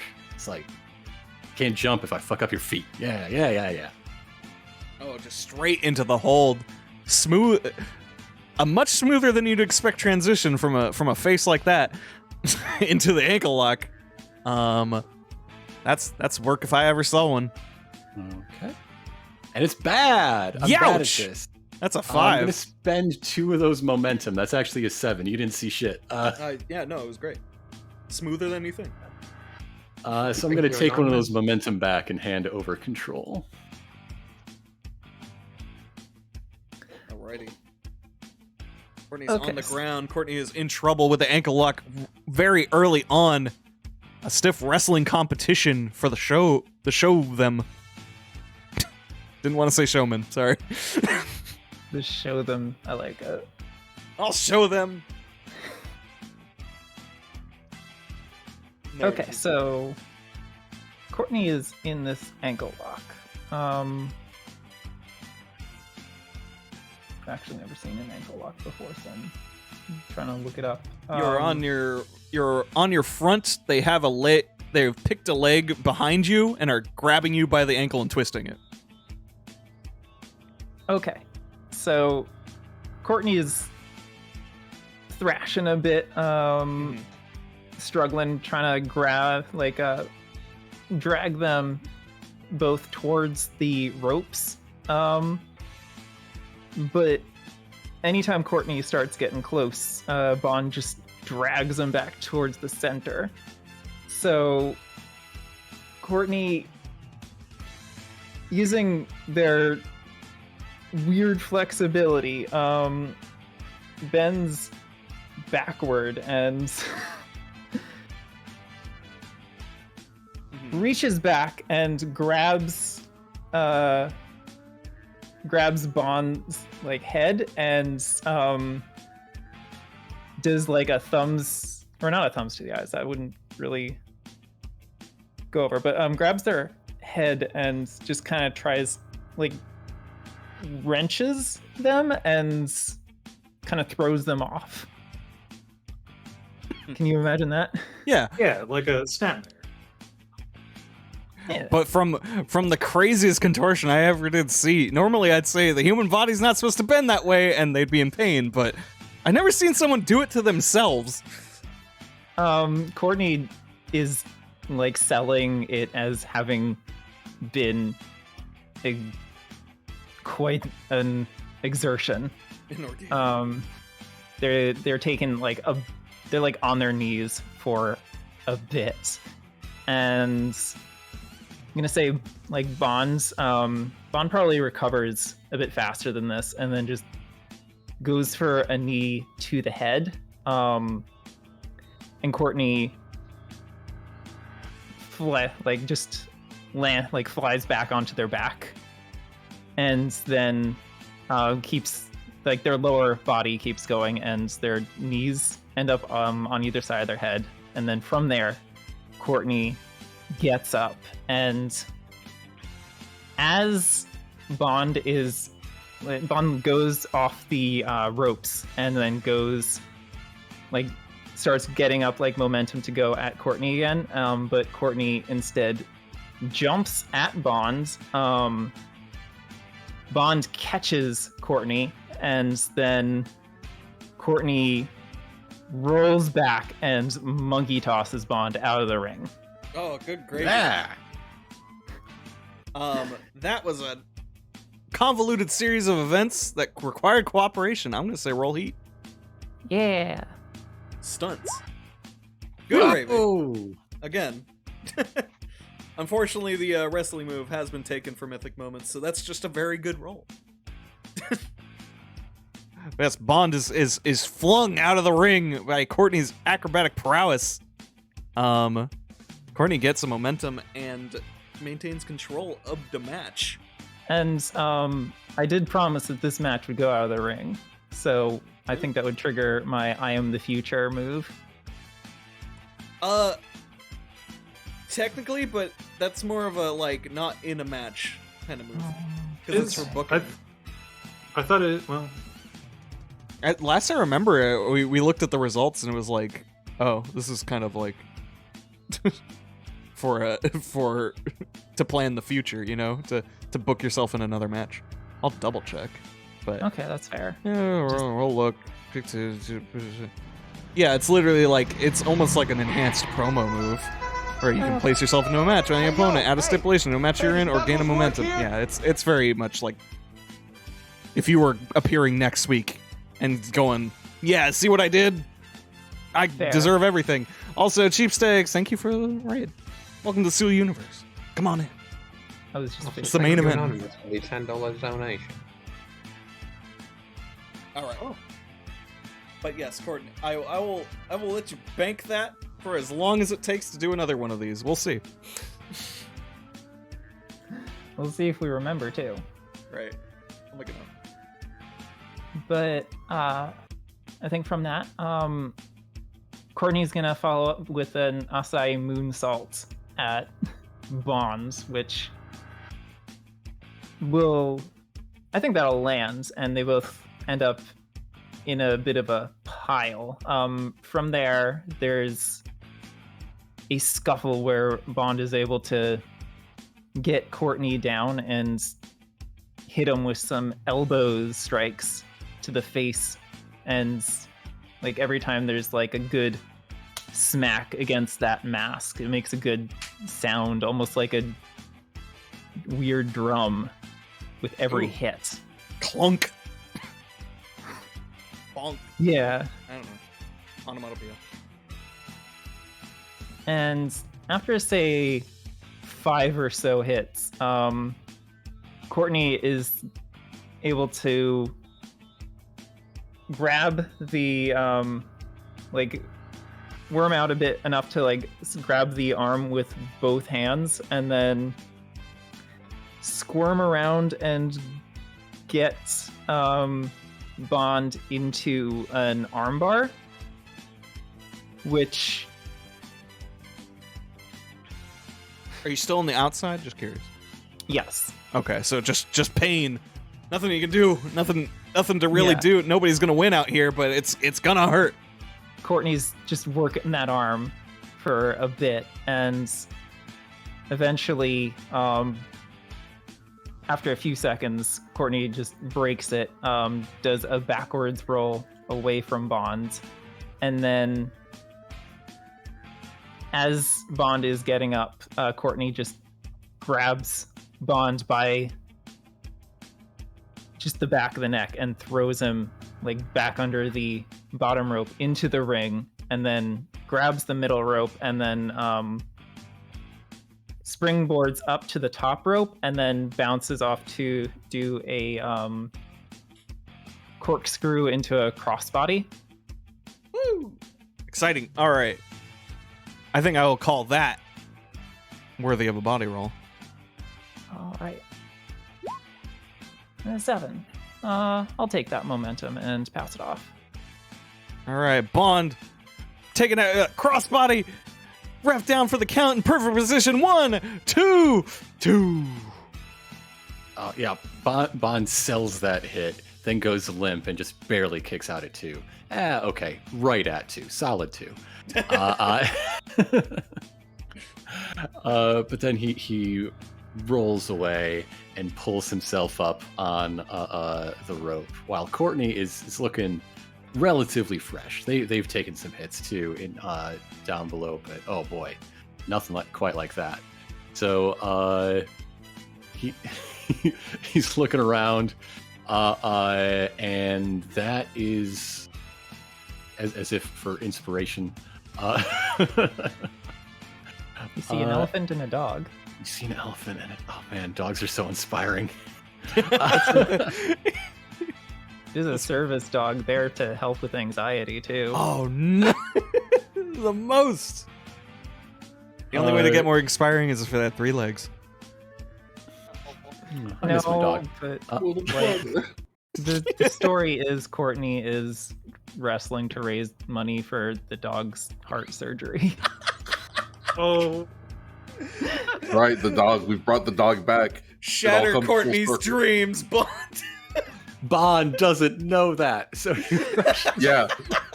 Break her legs.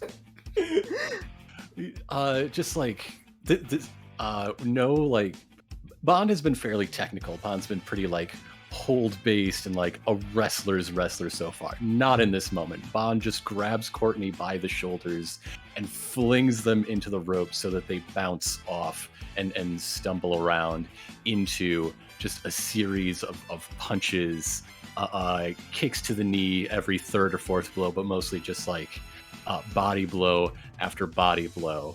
And then as Bond like takes a step back to just like wipe sweat off his brow, he rushes up for just a straight, like comes around this way for a drop kick, trying to tumble Courtney back over the ropes. Ooh. All right. Okay, drop kicking out of the ring, right back out again. I'm gonna also let you roll heat for that because it's kind of a return the favor spot. Okay, all right, so that's better. 7. Better than last time, yeah. I'm gonna take my momentum and pass as well. All right, Von Hurdle, the only one remaining in the ring. The ref starts the count. I mean, that's valid for this one because the championship needs to go to somebody. He's like going to the crowd and just like calling, "Has anybody got a water bottle?" This is hard. Wrestling's hard. Nobody understands. All right, Courtney. Vaughn catching his breath. Courtney has time to catch their own. Yeah, Courtney takes their time getting up. It's probably around like a 6 count. By the time you see one arm come up and grab one of those ropes again, and it's another like rope assisted bounce up into the ring, like bounce up onto the top rope, but that's just to get in. They land on the other side of, they like do like a jumping like twist and land on the other side of Bond, so they're face to face, almost like a surprise moment. And then from there, I think Bond takes a swing at Courtney, and Courtney ducks around, gets behind Bond, does a backdrop suplex, and then lifts him up to almost like get a powerbomb,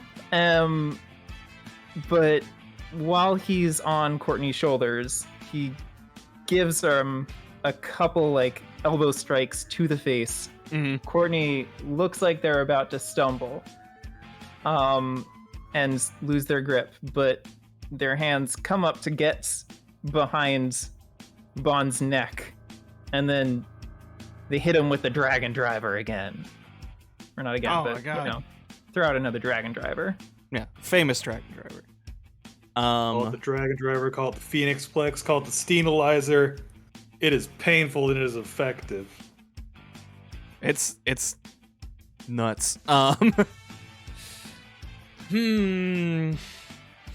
Does seem pretty worky. I think I'll do it. I think I'll say that's a work, brother. All right. Brother, gender Nice. neutral. Yeah, I got that. Wrestling. It's just, you know, it's the nuances of language, you see. No, I understood that. It's like, you know, they don't have pronouns in Japan. Anyways, they kind of do. I digress. Courtney Fester with the amazing dragon driving gesture. That's pretty solid. Do you maintain control or pass it along? I'm gonna maintain control. Another spot. Yeah. Instead of doing the like backbend pin, Courtney just immediately rolls up, and while Bond is recovering, they then follow it up by just lifting Bond up, like just grabbing them and like actually let me rework this.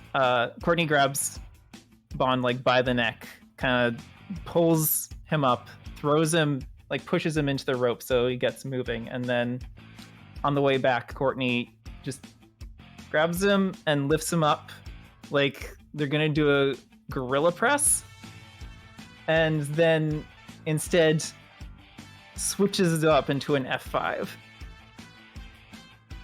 Jesus. All right. That's Really this want to is do all these cool moves that I. those are a lot of cool moves. Courtney Courtney is doing. times when I thought of interrupting, but I just love to listen to my character get his ass kicked. I love the moves. I'm gonna say this is body actually. I'm gonna like you kind of transitioned. You got a little help rolling into it, but now you're really just trying to work that man with your own two arms. Yeah, That's that what I makes said. sense. You got a good body. Courtney is packed with muscles. Mostly in the legs, but like you'd be surprised. Yeah, just kind of deadlifting him into a gorilla and then a F5 from it. A nuts series of lifts and slams. Uncharacteristic of Courtney Fester, but it's working. Bond Hurdle's game plan clearly was trying to ground Courtney, and Courtney had an answer for it. Bond Hurdle, are you passing along? I am passing it along. Bond Hurdle, I want the last gasp of Bond Hurdle before the finish. I want his last ditch effort. This starts with essentially a continue of before, like Bond has been slammed and beaten, and Courtney is going to the ropes again to set up some other like just ludicrous high flying move for which they are known, and as they're setting up, climbing up, their back is turned and they do not notice that Bond has stood up, and as you know they're turning around to catch sight, in fact like they are on the jump up, Bond just like grabs them in a bear hug while they're on the ropes vulnerable and just slams them down immediately, and then just stomp, stomp, stomp, elbow drop, and then right back into that same elbow lock that started the match, but hopefully just with a little more practice, a little more wisdom in how exactly Courtney will respond to this. Bond hurdle. Got it. Locked in deep. An explosive series of offense. And he's not letting go. Courtney's not slipping out this time. This could be it. Though I say that, you should roll heat. I should roll heat? Okay. 10! Yeah, fantastic. It works. 10. It's something right. Grab a momentum. Here's the bad news that I'm going to present upon. I'm afraid I got some bad news. Courtney Fester is going over. I'm afraid I got some good news. I got to move for that. It's called Hungry. I had a feeling you would try it. So Courtney Fester is my playbook moves until now. I'm gonna fucking do it. I'm here to. You give want you this the so chance. bad you can taste it. When you know you're booked to lose a match and you go for a win anyway, roll plus work. Oh my god. So do you want that roll now or in a second? After some narration. I guess yeah. How does this look? How does the situation going from, you know, you book to lose go and then you work it? I can't form a sentence. How does this look? How does it look like it was supposed to go? Is, yeah. Does Bond go for it now, or does Bond do something to counter Courtney setting up the booked win? Courtney, I'm asking the table and everyone in general for opinions on that. I would also like to leave that to Courtney, like primarily. I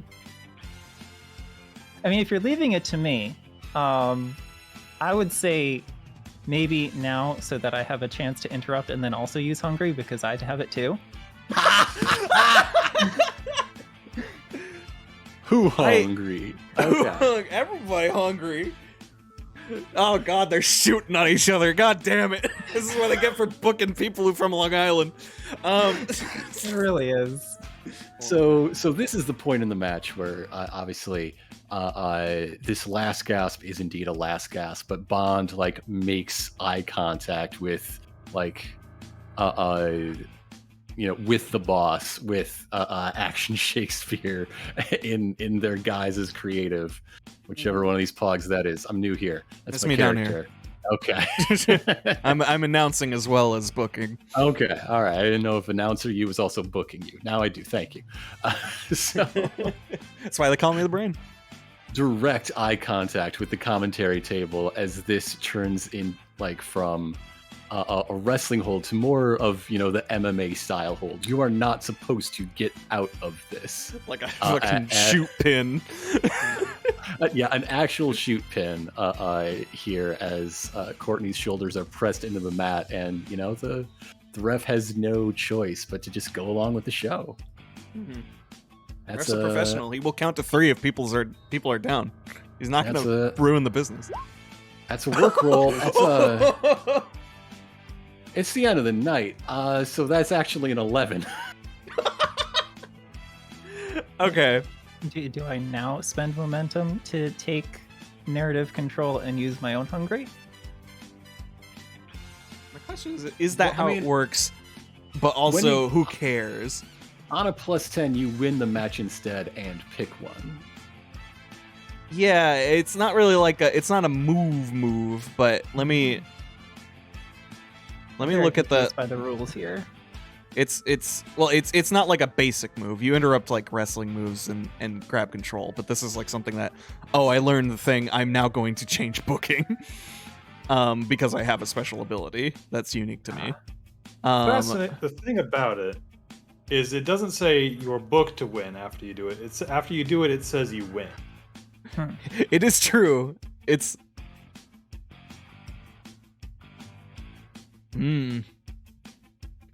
Maybe you can just do a roll off.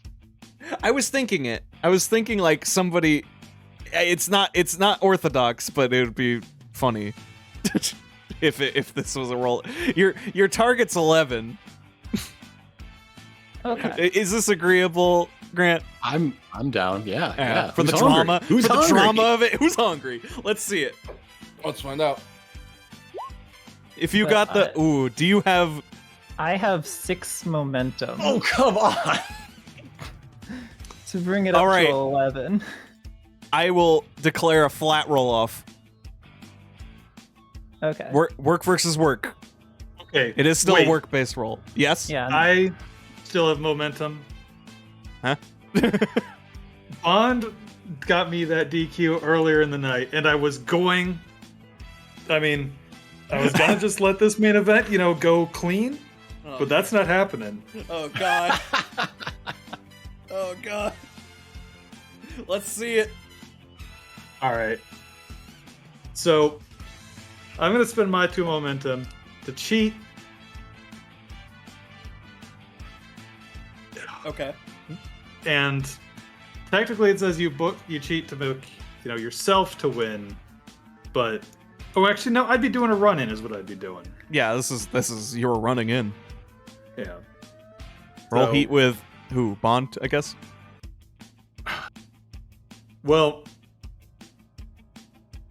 see, for story, I mean, Courtney betrayed me. Bond attacked me. I hate them all. You two can But- hate everyone involved here. So I am running in on Courtney. Oh no. I see it.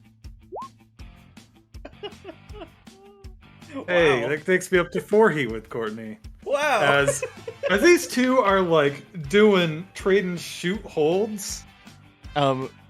Courtney, what was your? I believe that means you gain a heat with each other, right? On a 10? Yes. What was your heat with Henry current? My heat with Henry was at 2, I think. Okay, well, it goes up. You're up to a 3. All right. Okay. And mine goes up, so I'm now at 4 with Courtney.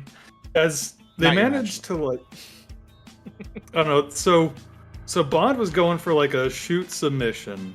Yeah. I imagine Courtney was like,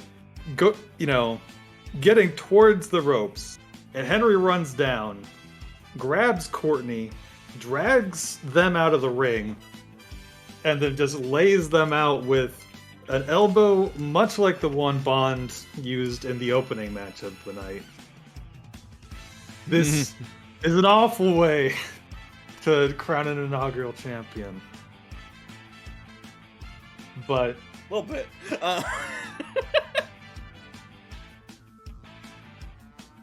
Okay, so you're elbowing Bond?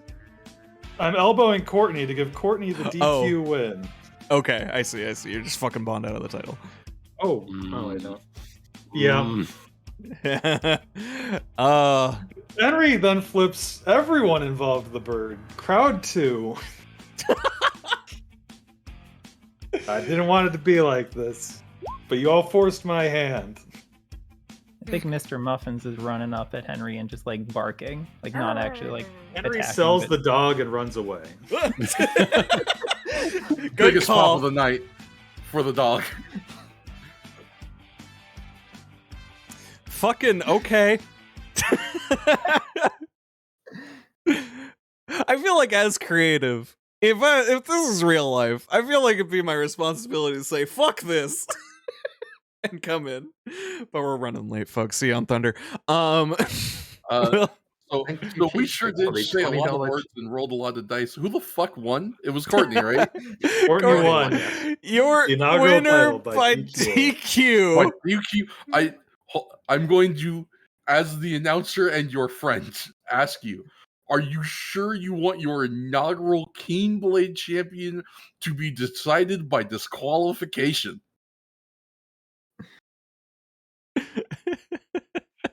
If this doesn't end in the You- next 10 you minutes, are the GM. This game You are is done. fucking bonkers, and for that I truly cannot stop it. Fine. Hit Courtney's music then. There's literally this like dusty fucking thing. Everybody's arguing, and whose music do I play? Until finally, What? Oh, okay, right. Shut up. Ladies and gentlemen, your winner by disqualification, Courtney Fester, the champion jester. Action the Brain Shakespeare just has her head in her hands. Just King Fatch is over, just consoling you like, I'm sorry about this, but Anyway, thank you, Cheap I'm Steak, sorry. for $20. Get that charity. we're Well, gonna thank have to you, write a new yeah. storyline, aren't we? a little I- bit. I'm gonna have to do 5 more of these episodes, aren't I? A little bit. Well, folks, if there's ever been sequel bait, this is it. We'll figure that out. The dog is getting a new heart, though. Congratulations. The dog was gonna get a new heart regardless. No, they needed the money from the championship. The elephant's the organ donor. Had to be the winners first. You know, I knew that guy had a big heart, but this is ridiculous. Fucking Courtney Jester, the Ariel Fester, has a name befitting the lopsidedness of this booking, is Keenblade Champion inaugural, representing the epitome of what Soulforge is all about, which is apparently stupid bullshit. Yeah, just absolute dog shit booking, and everyone running in on a match. That makes sense. What better title for a promotion that's still in development? Folks, Truly. we'll see you down the road. Thank you for watching. Good night. Good night, everybody. I'm sorry. I'm not. I did good. Fuck y'all. It's 11 in the morning. Why are you saying goodnight? I'm cutting the recording. Bye.